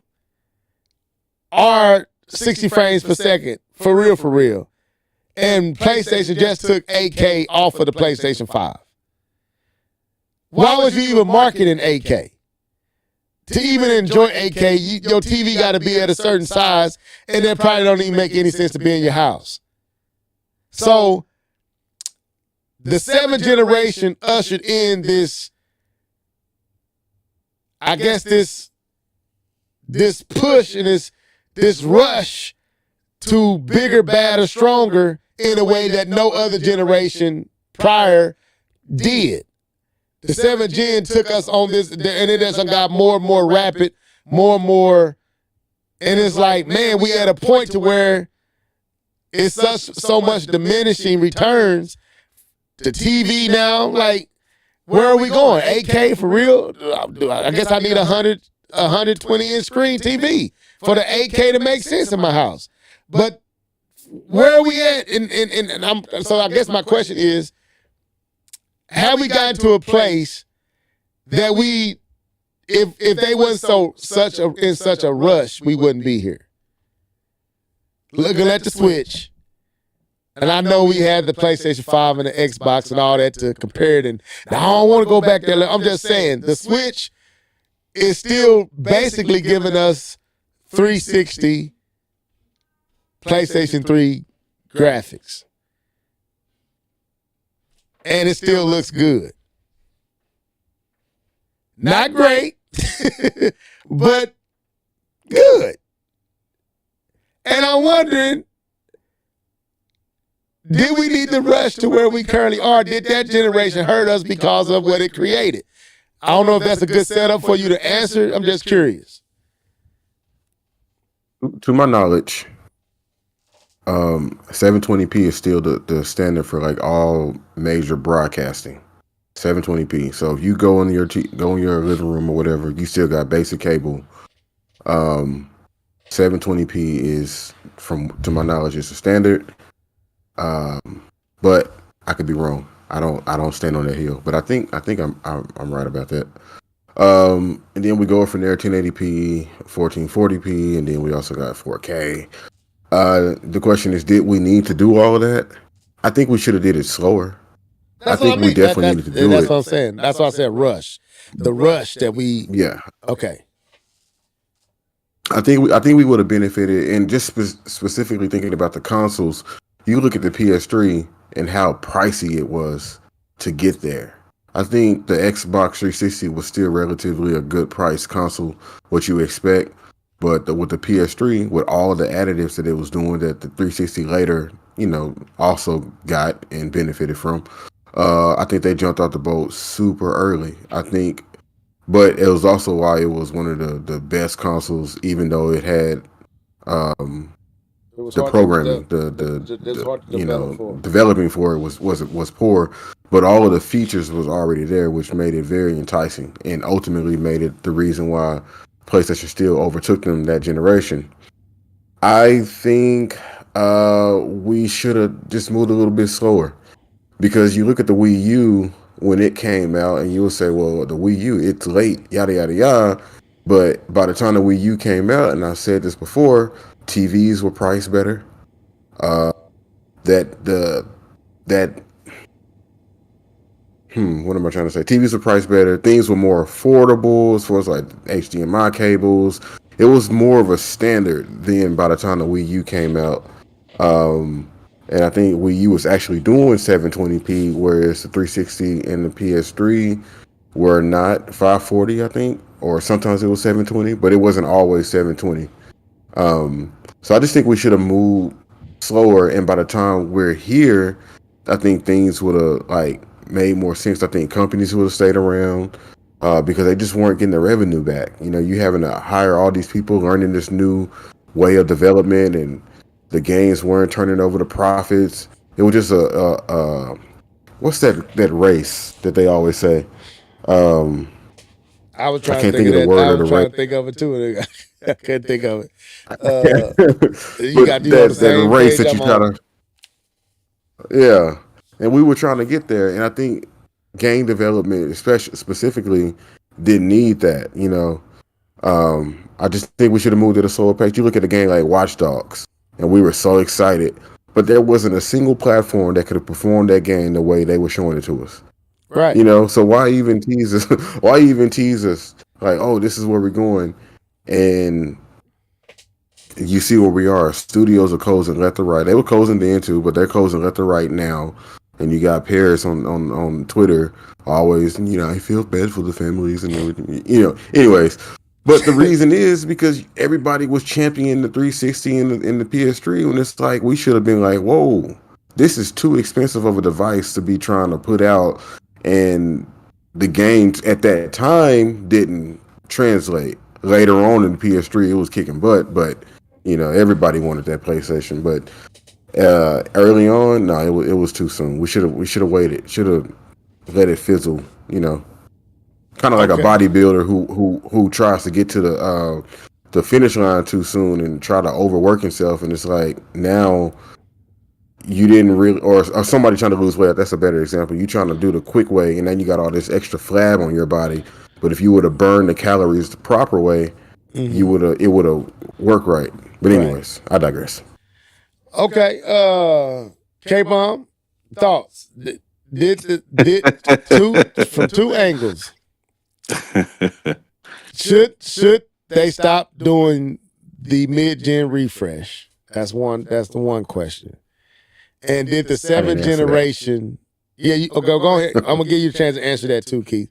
Before K-Bomb, but I'm setting it up. Did the 7th generation hurt gaming? Keith, answer that first part real quick with, should they stop doing the mid-gen refresh? Hey, I'm a little nervous. K-Bone laughing. He got something. Yeah, I felt it too. I felt the same thing.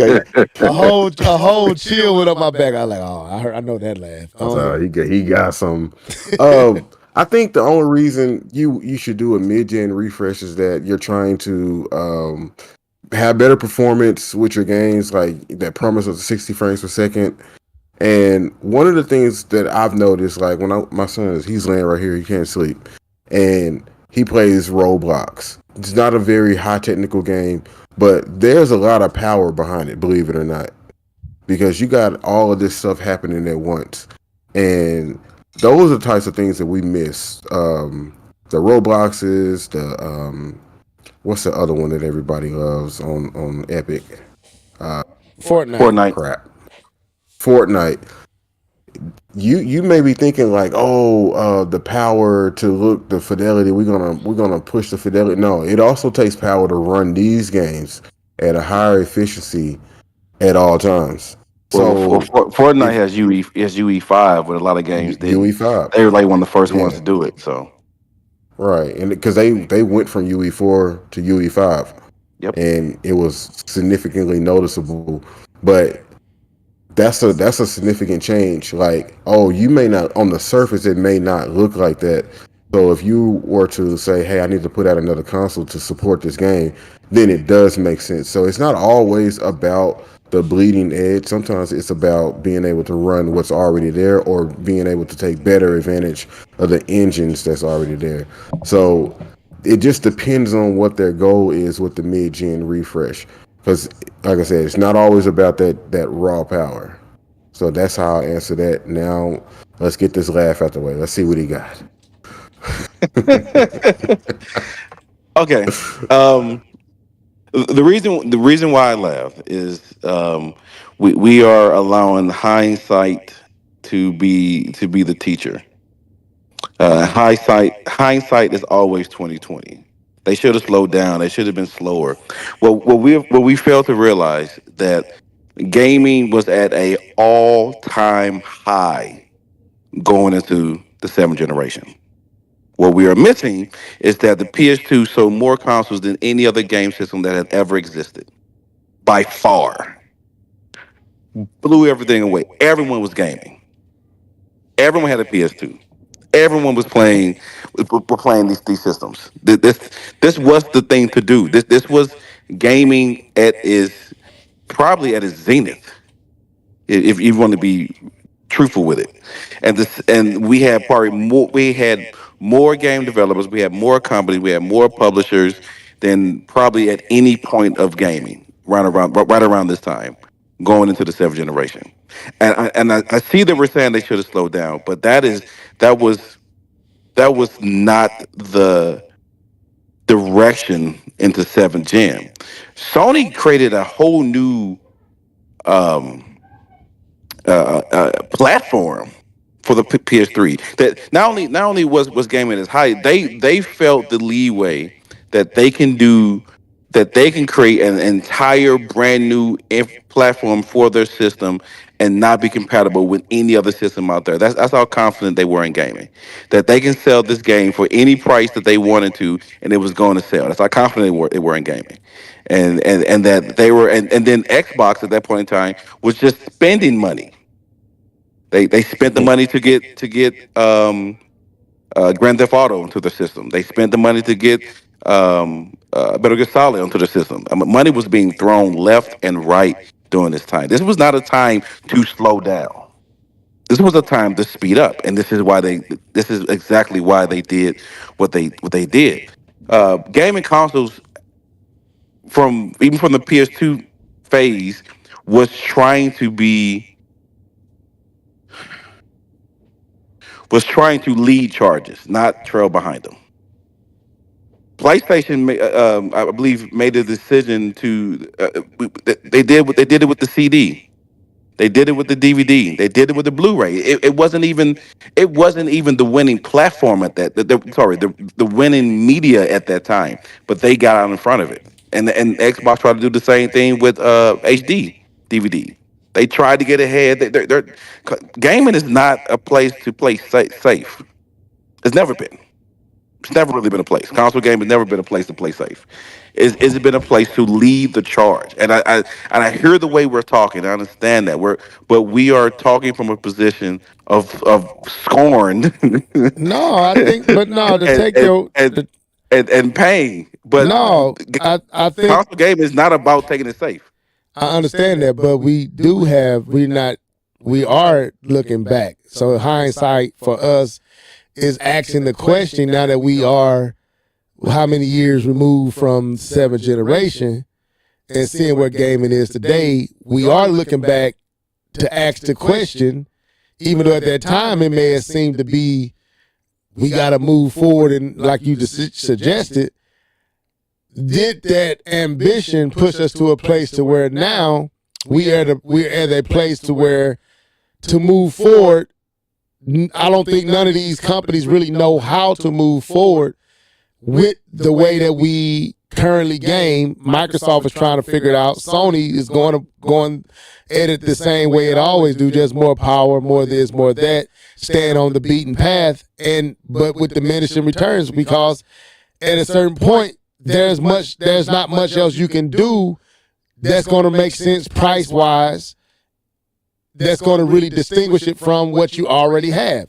Microsoft is like, we trying to go the stream route or the Netflix route because I think they see the writing on the wall. Like we got to go a different direction. So I'm asking the question, with hindsight being my undergirder, did the rush to this place with the 4K, with the power, with all that, get us here before we needed to get here? That to the point that even with the TV market, TVs rush to get here to a point to where it's like, okay, who's going to buy 8K and what for?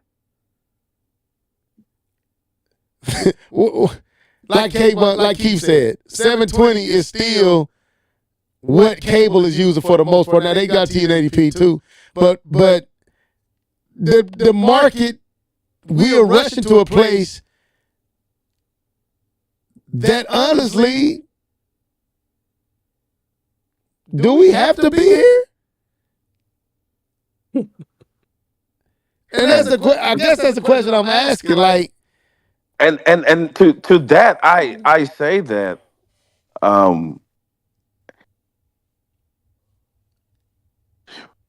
when I would rather. My take is that there has to be some entrepreneurs to go out there and to even see if the waters is fine. It's to take those chances and go out there and see, hey, is there even an audience for this? I think it's better to be risk takers than to sit back and allow someone else to lead the charge in front of you, and now you're playing catch up. Um, so I see the point, and I do believe there was rushing. I do believe there was rushing.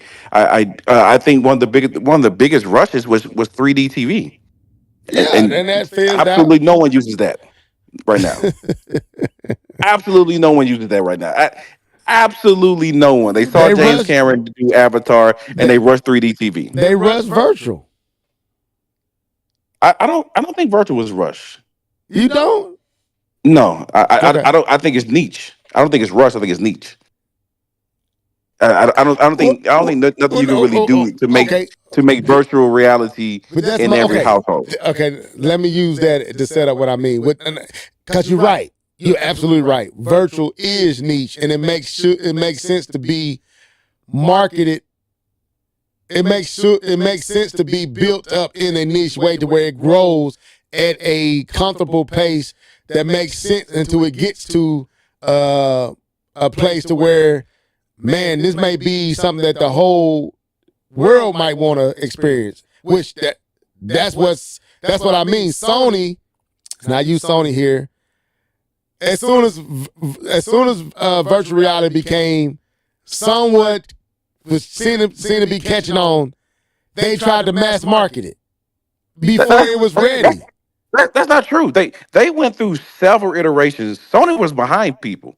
I know. Sony was actually behind. Sony went through several iterations before they actually showcased and it actually became out to the public. They were behind Google. They were Valve, behind Quest. Valve.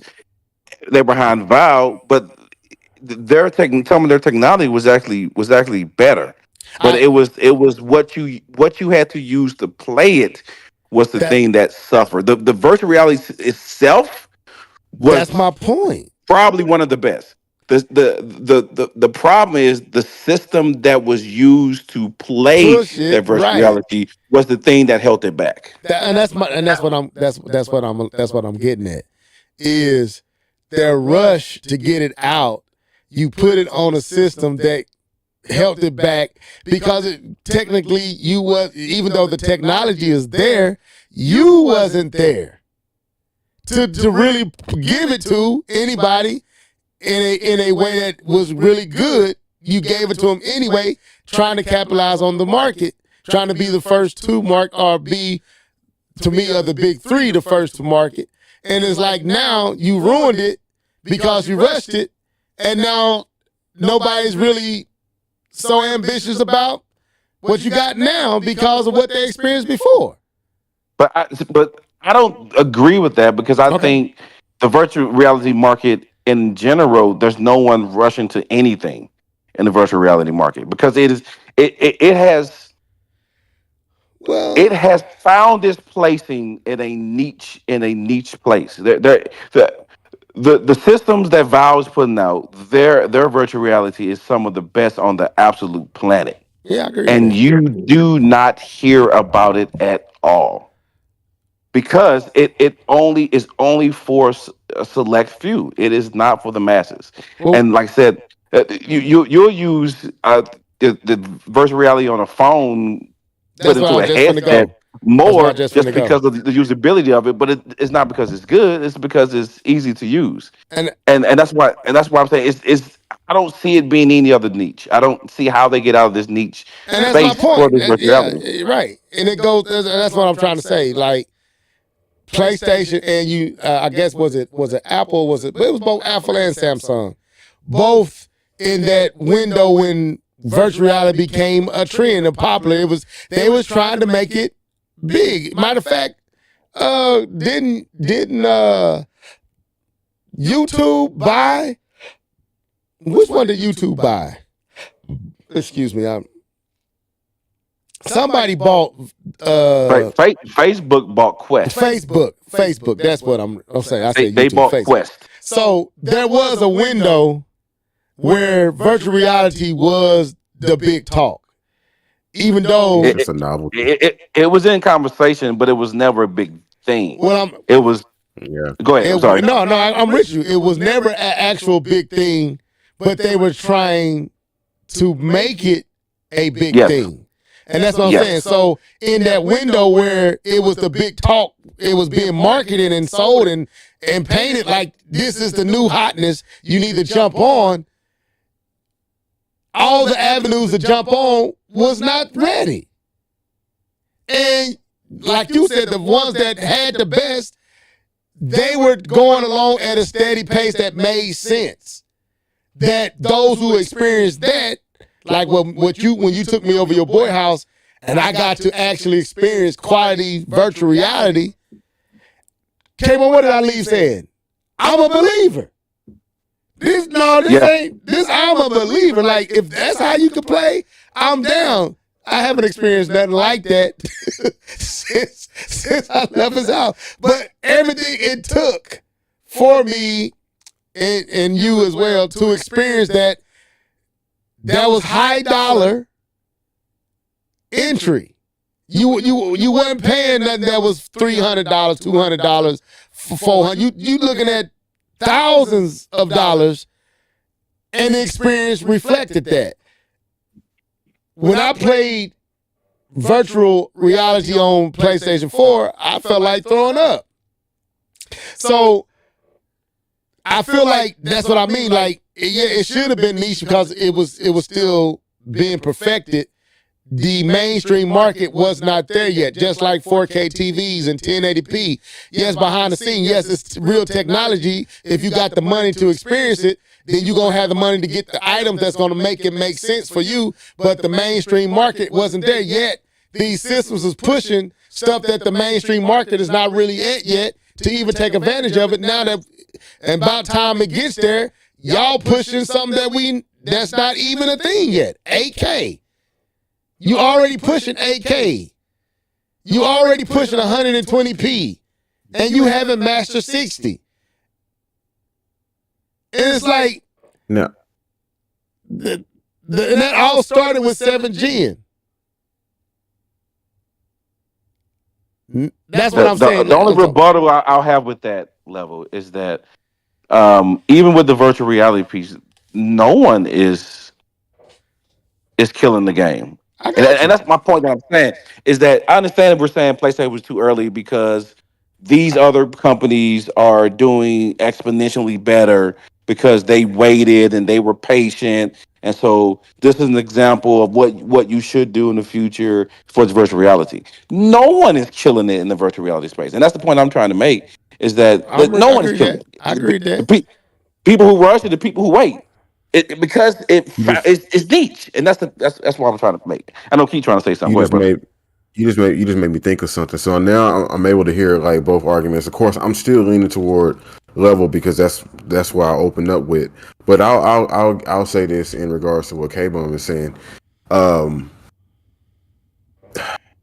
Even though the Wii U failed, and but Nintendo was able to still create like nice high quality games, it's because PlayStation jumped off the boat and went swimming extremely fast. You know what I'm saying? Mm-hmm. If you remember those early 360 games, they weren't pushing the envelope like that. I remember Call of Duty. No, you're absolutely right. What was the first? Call of Duty 3. I remember watching that game, and then I saw it on the Wii U because I remember playing it. No, excuse me, the Wii. And I remember playing it. Excuse me, I had to get all that out. I remember playing it on the Wii, and then I remember seeing it on the 360. I was like, it ain't doing that much different, you know. That's because they haven't figured out yet. But then Call of Duty 4 came out and blew us all away, right? Because they haven't figured out the tech. But later on down the line, because games like Call of Duty 4 and the original Uncharted, Gears of War, because these games did push and rush, we're able to benefit from it on the back end with, with game development because somebody went out and did it. I still feel in my heart of hearts that we should have, paced ourselves, or the industry should have paced itself. But I can see how both arguments can come together and make one space. You know what I mean? Because I don't know if we're right, K-Bone's right, but I don't think both sides. I don't think there's a right or wrong. I'm not saying K-Bomb is wrong. Like my only point I'm making is and I guess I can use TVs. 4K was a thing, right? And now we don't even have 4K blue. The Blu-rays are going out. All that. It's like we're rushing. And by the time we get to where it makes sense to have it, it's something else that we got to have now that makes that irrelevant. But it never became a thing. But now the thing that never became a thing is irrelevant. And it's like, so we rushed here and you sold us on something that you never delivered and still isn't delivering it. Still struggling to deliver stuff that you promised in the 7th generation. We still not getting 60 frames per second. Why? Because now ray tracing is a thing. And in order to enjoy ray tracing, we can't give you 60 frames per second.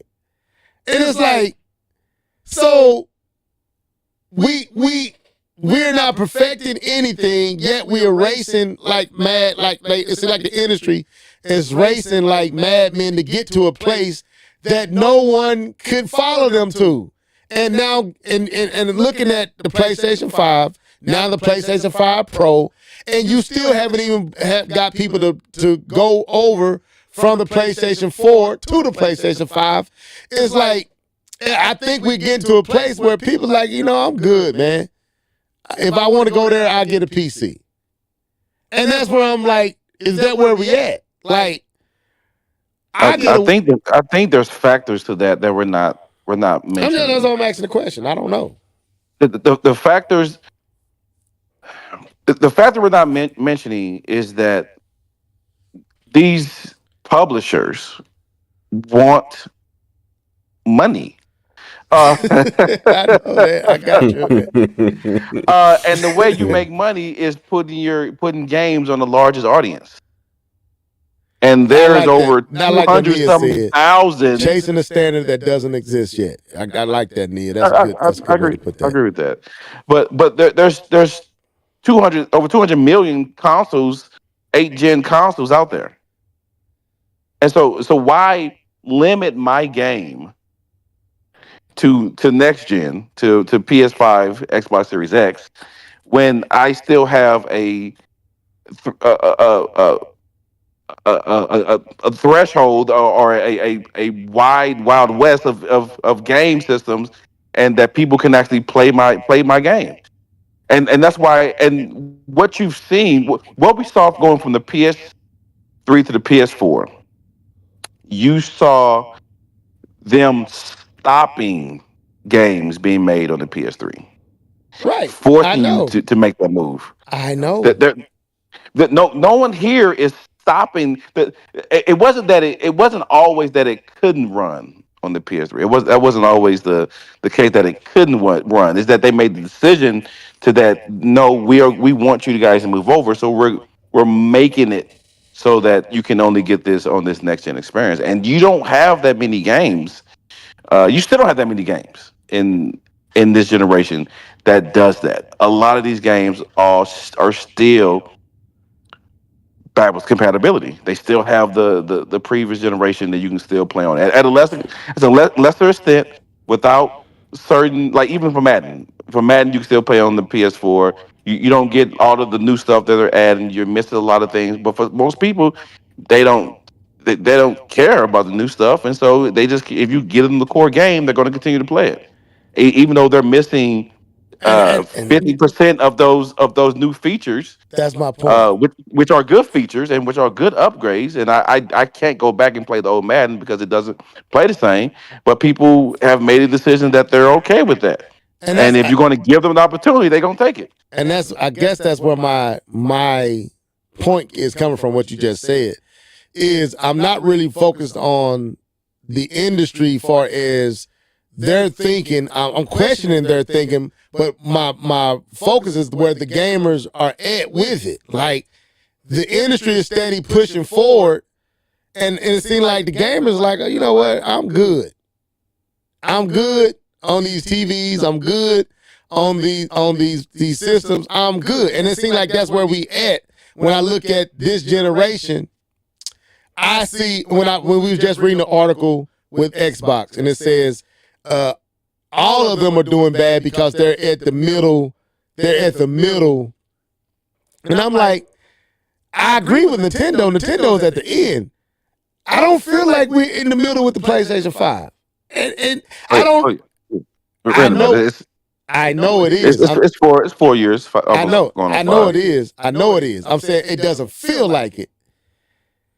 It doesn't. 'Cause we haven't have enough games to make you buy That's it. my point. And it's like y'all haven't even given us any games to really make this generation feel like anything.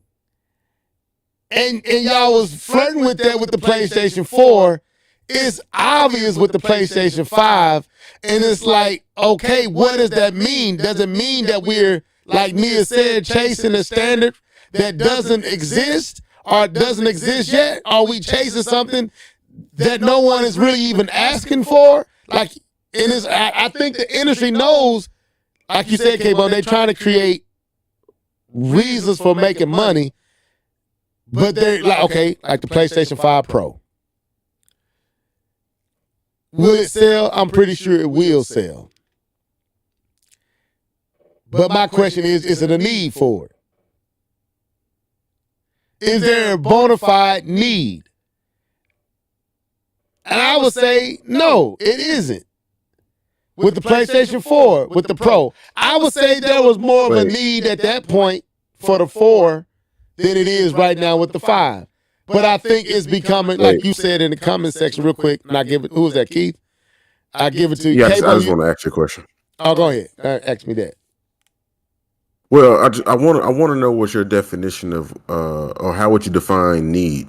Because you saying is there a need? You saying no, but what would you think there would be a need for? A What do you need would think be, if they did do it? like K Bum said, a need to me would be if some kind of way is going to make the game, and I know they can always find a reason to make the game run better. So that goes without saying. But I'm saying like where the systems like the PlayStation 4. The PlayStation 4 was struggling early to keep up with what was being developed in a way that we never saw with the PlayStation 3. The PlayStation 3 was hard to develop for, but we didn't see it didn't seem like the PlayStation was struggling to run the games. Like K-Bum said, they just had to stop making games for the PlayStation 3. The PlayStation 4, way before the PlayStation 4 Pro became a thing, you could see struggle with the PlayStation 4. You could see struggle with the Xbox One. That made the PlayStation 4 Pro make sense. I wasn't mad at the PlayStation 4. It made sense. This system was struggling to run games early. Whereas with the PlayStation 5, I don't see such struggle. And even though we've been in this thing for 4 or 5 years, I still feel like my PlayStation 5 feels new. It doesn't feel like I've even broke it in. K-Bum, I don't know if you feel the same way. I don't feel like I've broken the place. Like, I don't feel like we are even, the only system I feel like needs to move on is the Switch. The PlayStation 5 still feels like it's just came a year and a half ago to me. And I know that's crazy because it's not true, but that's how it feels. And it's like, we already at PlayStation 5 Pro, and I'm like, but what was the need? Where was the visible, clear need for it? Are you just doing it, like you said, K-Bum, to make money? And I know that's a part of it, but it goes back to what Nia said. It feels like we chasing something that is constantly pushing, and then when the PlayStation 6 come out, it's gonna feel lackluster. Why? Because we got the PlayStation 5 Pro that gave us some of the PlayStation 6 experience earlier than we probably should have got it, where the leap ain't going to be felt. And then we're going to be back in this thing again, where we're not feeling the difference like we did with the 7th generation. That's my question. I do believe the mid generation upgrades has a negative impact on uh, the next generation, because you have decreased that space between one generation to the next. And so where we would have been still searching for that 64K, right? Because we were supposed to get that in the beginning of the PlayStation 4, but we got it with the PlayStation Pro. If we would have had just a regular PlayStation the entire time, we would have been probably slap happy to get 64K, Right. once we got to the PS5. But since we got that mid-gen, and then we went from the Pro to the 5, a lot of it wasn't even, it didn't even look different for a lot of instances. And I know what we got for some games. We got the 60 frames per second. I know that was a big upgrade going from the God of War on the PS4 Pro to the PS5. You got the 60 frames per second. The same thing with the Ghost of Tsushima, which looked amazing. Yeah, it did. Right, but it looked amazing previously. Uh, so I do think, and even though I love power, and I will say I defend power more than the normal person defends power. I think it gets a bad rap sometimes, but in this instance, I do believe these pro systems have a negative, even if it's just a mental thing. Like you said, it feels like it's only been here for a year and a half. Even if it was a mental thing, I do believe that these mid-gen upgrades have a negative. I don't see any positive that the mid-gen upgrades have when you compare it to the next generation that comes out. I don't see any positive to it. Not a single one. Yeah. That's my perspective. Keith? Yeah, I remember when the Xbox, what was that, the Series S versus the Xbox One X? I know a lot of people were saying, man, I can't tell the difference between this and the new console. You know, well, Right. obviously there was a difference with the Xbox Series X, but I don't know. I kind of want to see what they would do just because I'm just curious. But I'm like y'all, I don't really see a need. I don't think it's necessary. And even though I don't even own a PS5, I understand exactly what Levelhead is saying. It's like you guys haven't received that game yet that justifies the PS5. Now, I feel like we're far removed from that because gaming is about experiences, but you know what I mean. Yeah. Like, I mean, we this is have the that. game. We Ratchet there's was not that a lot game. of Ratchet. Yeah, Ratchet was that was game, but yeah, it's not Ratchet enough. was it. Yeah, Ratchet and was that Clank game. Rift Apart was that game, but like we said, it hasn't been enough. Like to me, I haven't experienced nothing quite to that level. Even with God of War, all them games don't feel like they couldn't have been done on the PlayStation 4. Ratchet and Clank does. I can't even think of no other. Maybe Spider-Man 2. Maybe. The Jedi game. Yes. With all the Survivor couldn't be done on the previous Yeah. console. Now with all that ray tracing. But then, and I'm trying to look at what Nia said. It's time to focus on physics. Now. Yeah, I agree with that. And it makes me think about, because that's why I started with the 7th gen, because I felt like that was the last time we felt that. Like every year before that, we experienced that from the NES to the Super NES, from the Super NES to the N64, from the N64 to the GameCube. It was that leap always was felt. And then from the GameCube, Xbox, PlayStation 2 to the PlayStation 3, Xbox 360, felt again. And probably was the biggest one we felt, right? And from the PlayStation 3 to the PlayStation 4, not really. From the PlayStation 4 to the PlayStation 5, we were happy because we are getting that 60 frames solid. But that was promised with the PlayStation 4. And I'm like, man, I'm missing that because I feel like we have been rushed to a place to where the only group that I feel like I get that from now is Nintendo. But in a sense, they just catching up with the pack. But I believe whatever's coming with the Switch 2 or whatever's next, we're going to feel a leap there. Even though it's not going to be, well, if you only play Nintendo, you're going to see the leap with Nintendo from where they go to the next. But it's because they still practically giving you 7th generation games. Just a little better polished. That's practically a PlayStation 3 with some better polishing. And I'm like, man, the PlayStation 3 is still hitting decent. Yeah, I want more power. But look, that's crazy to me. Like, that system is still playing on the 7th gen and holding its own. It's like, then why are we here? Because the leap was too great. It was too big of a leap. Yeah, it was a huge leap. It's almost like we actually skipped the console generation. From Right. the PS2 and then the PS3, there should have been another console generation right in between there, and we skipped it. Because I'm looking at these games on the PlayStation 3. I've been playing it the whole time. Right now, it's Metal Gear Solid. If you add some more colors, This is 4. Huh? This is Metal Gear Solid 4. It's on the PlayStation 3. What was that? Yes, it was 4. 4. Yeah. That's 4. Doesn't look bad at all. I mean, of course it doesn't look like, but it doesn't look far from what we currently have. If you tighten up and give a little bit, it's like, man, like, I don't know. Maybe I don't know. I can't get my thoughts out but these games, these games don't look bad. And these are PlayStation 3 games.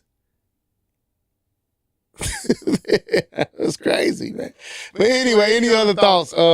I guess we're gonna have to hold on Outlaw. We ain't gonna get there tonight. Nia said it's time to focus on physics. I agree. I'm trying to see if anyone else said there. I do like that statement. Chasing a standard that doesn't exist yet. That's how it feels. And I feel like as much as I like buying new systems, I feel like the PlayStation 5, I'm glad. The 4 was cool. 3 was great to me. And I felt like the 3 when I bought the 5. Not because of visuals or anything like that. But I don't know. I don't feel like the 4 did much for gaming. I don't think that generation didn't do much. I really don't. I think 5, maybe we just should, anyway, maybe we didn't need a 4. Maybe we could have kept the 3 for a little bit longer and got the 5, or I don't know, man. My mind is all over the place. But these games still look, I know, but these games don't look near as bad as you would think they should look. And these games are old and they still look in some ways better than some of the games we got now. And that's a PlayStation 3. Like, this is Final Fantasy. This game looks amazing on the PlayStation 3. Anyway, so that's one. It's time for gameplay to make a generational. Hey, there it is. There it is. Got you. That's a good take, D2K. Welcome to the show, by the way. So I don't know. I guess my question might not have been a good question. Maybe I should have said, should we stop the mid-gen refresh? That's where it originally started. But then when I got to thinking about it, me and K-Bun was talking, the thought came to me, this 7th generation ruined us, because since the 7th generation, it hasn't felt like much. I've enjoyed it. That 7th generation was long, too. The 7th generation was long. And it didn't feel like it needed to end when it did.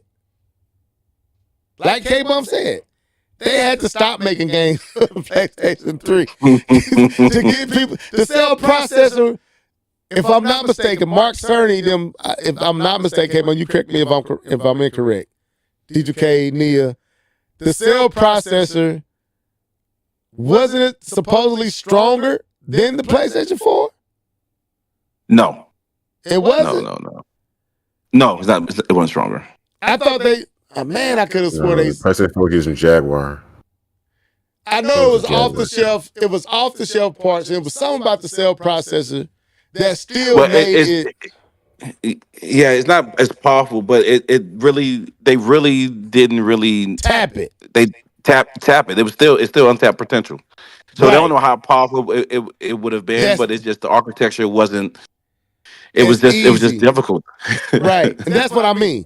The architecture never even got fully tapped. They don't even know what it could actually do. And when you look at the PlayStation 3 games, don't get me wrong, PlayStation 4 looked better. But if you go back, there was something about PlayStation 3 games that just stands out. If you go back and look at them, if there was a flair about the PlayStation 3 titles that still stand out to this day. Like when I go back and I look at Uncharted 2, it still has a flair about it that's different, even though I would say Uncharted 4 looks better. There was a flair, there was something in the DNA of 2, visually, everything that felt different, that the new ones didn't replicate, even though visually they may look better. Like when you climbing up, and maybe the first time you experience something like that lasts longer, because I think I had the same feeling with Mario 64, the Sunshine. I felt like Mario 64 did things better in the 3D space than Sunshine, even though Sunshine looked better. I don't know, but it felt like we we rushed through this thing, and now we like, man, where do we go now? So Tiku says the cell processor wasn't even maxed out until the PlayStation 4 was on the market for a few years. I didn't know that. I know that I remember listening to them talk about the cell processor and how some of the visuals that we were seeing on the PlayStation 4 could actually be done with the cell processor. I don't know when that argument ended, but I know that was an argument that it wasn't that the cell processor couldn't do more. It was just too hard. The third party didn't want to deal with it no more. That's what I was hearing. And Mark Cerny then was like, they lost so much money that they went to off-the-shelf parts to build the PlayStation 4. They didn't go with their own. No, it wasn't. That wasn't the decision. They went there because they wanted to make it easier for third parties. So they didn't go off the shelf. What they did was they made the architecture similar. I think it was PC 86 or something like that. Yeah. Architecture similar to the others, so that third party wouldn't struggle so much. Right. They didn't do it in-house. It wasn't an in-house design, was it? I thought it was. No, it wasn't in-house. No, that's what I was saying. It was something that it made it easier for others to utilize it. And that was unique because they had never did nothing like that, you know. So the PlayStation 3, that's why I haven't got rid of the PlayStation 3. PlayStation 3 was a problem. Thank you. X86. I know it was something like that. I couldn't remember. I just said.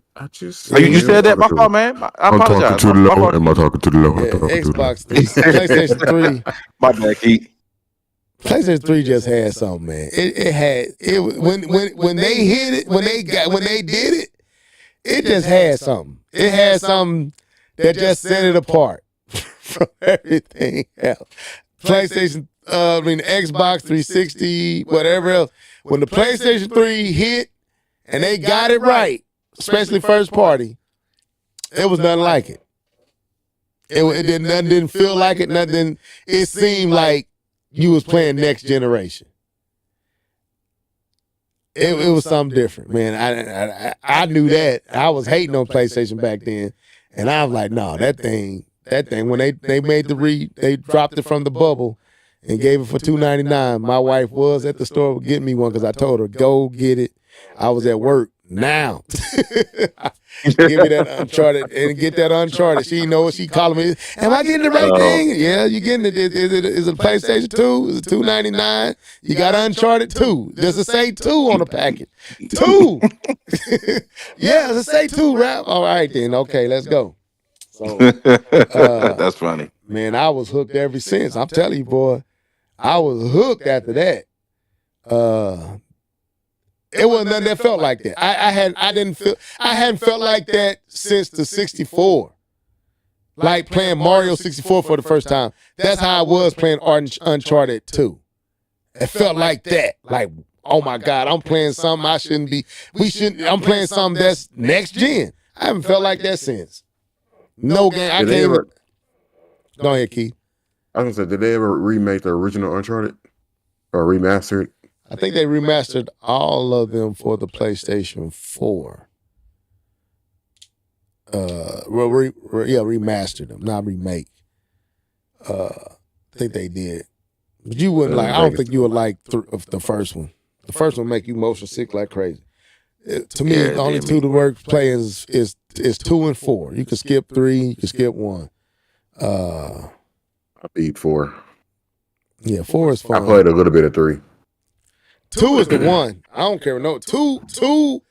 There was stuff that 2 did to this day. I don't. It's at the top. It's in my top 5 games of all time. Like there's stuff in 2 that felt surreal. Like you stepped into reality. Like this thing felt like you was playing real life. Like when you running and the tank is K-Bone, you remember the stage where the tank is riding through the city and just rolling through buildings, and the scale of the tank looks so realistic. Where I got so lost in the visuals that sometimes I forgot to play. Cause I'm just looking at like Nia said, the physics in it and the way things looked, I haven't felt like that in no game, too many games since. Like the rubble falling, the way everything flowed, the draw distance and the world, like, man, that game was crazy, bro. That game was on something else. Yeah, Like, still talking about that Starhawk. yeah, I played Starhawk was cool, but it wasn't like Uncharted 2. It wasn't like Uncharted 2. Uncharted 2 was... Oh, wait, I'm thinking about something else. Uncharted 2 was something else, man. Anything before we get out of here? Anything else? I think that's pretty good. Yeah, man. So, I don't know what they're going to do next. Naughty Dog proved himself to me with Uncharted 2. Like, that's what made me stop being so gung-ho Nintendo. Like, Sony said... I remember. Sony said, shut your mouth and I'm going to show you. And they showed me that, and I was like, you know what, y'all? I love Nintendo, but Uncharted 2 is probably my favorite game.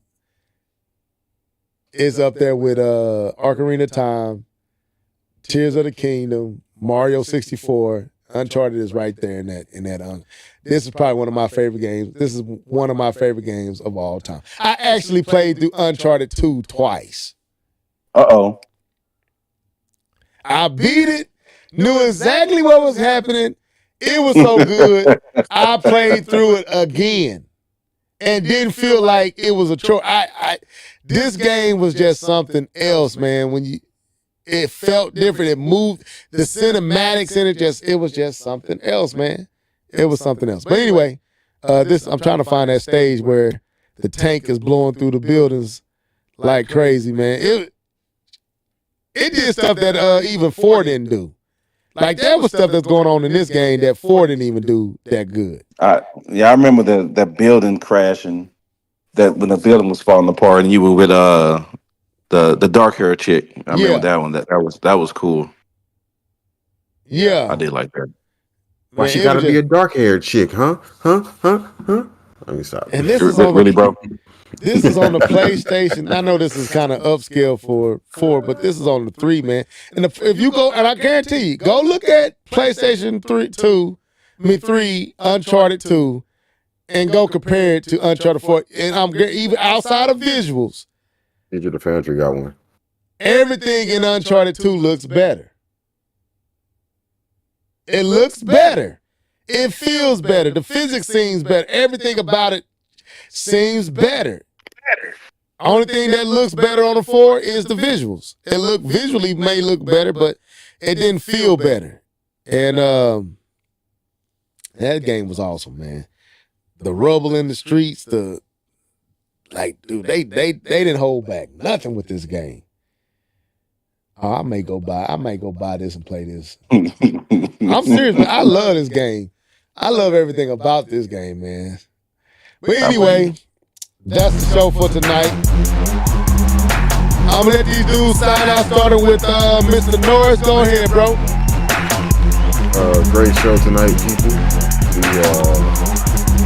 We just putting things up, putting rabbits out the hat, you know what I'm saying? So keep coming through to see what rabbit we're gonna pull next week, and to see what games we're gonna play, because I got more things to say. Hellblade 2 is coming, so we're gonna give our thoughts on that. Yeah, I'm curious to hear what you got to say about that. You know, it's only about 2-3 hours long, so it won't take you long to play it. Dang, that's what I heard. Dang, not 2 hours. Oh man, this game. I'm serious. I may go buy the remake master of these games and go play Uncharted 2 again. I love this game, man. Go ahead. They need to bring the one from the Vita and do it for home consoles. Go ahead, K-Bump. Nah, no problem. Again, enjoy the podcast, enjoy the conversation. I thought we had some great topics, some stuff that people ain't talking about, but I enjoyed it myself. And yeah, come on, Xbox, make some games, man. But no, enjoy the podcast, man. Enjoy kicking it with the homies, man, and look forward to next week's conversation. All right, man. That's it for us. I thank everybody for tuning in. Miss Mia always been the first one up to bat. Alan Steed coming through with the trash talk. D2K, Chariot Man. Who else is up in here? That was about it for tonight. And all those that tuned in that maybe didn't jump into the comment section. We thank y'all for tuning in. Go vote Harris. I'm messing with one of our person that commented. They sent me a video. I said that I had already seen that video. I'm like, man, I'm not listening to Corey. Corey is a man. Dude, stop. Anyway, that was the show for tonight. We'll be back next week, same time, same place. Till then, be blessed. Deuces. Peace.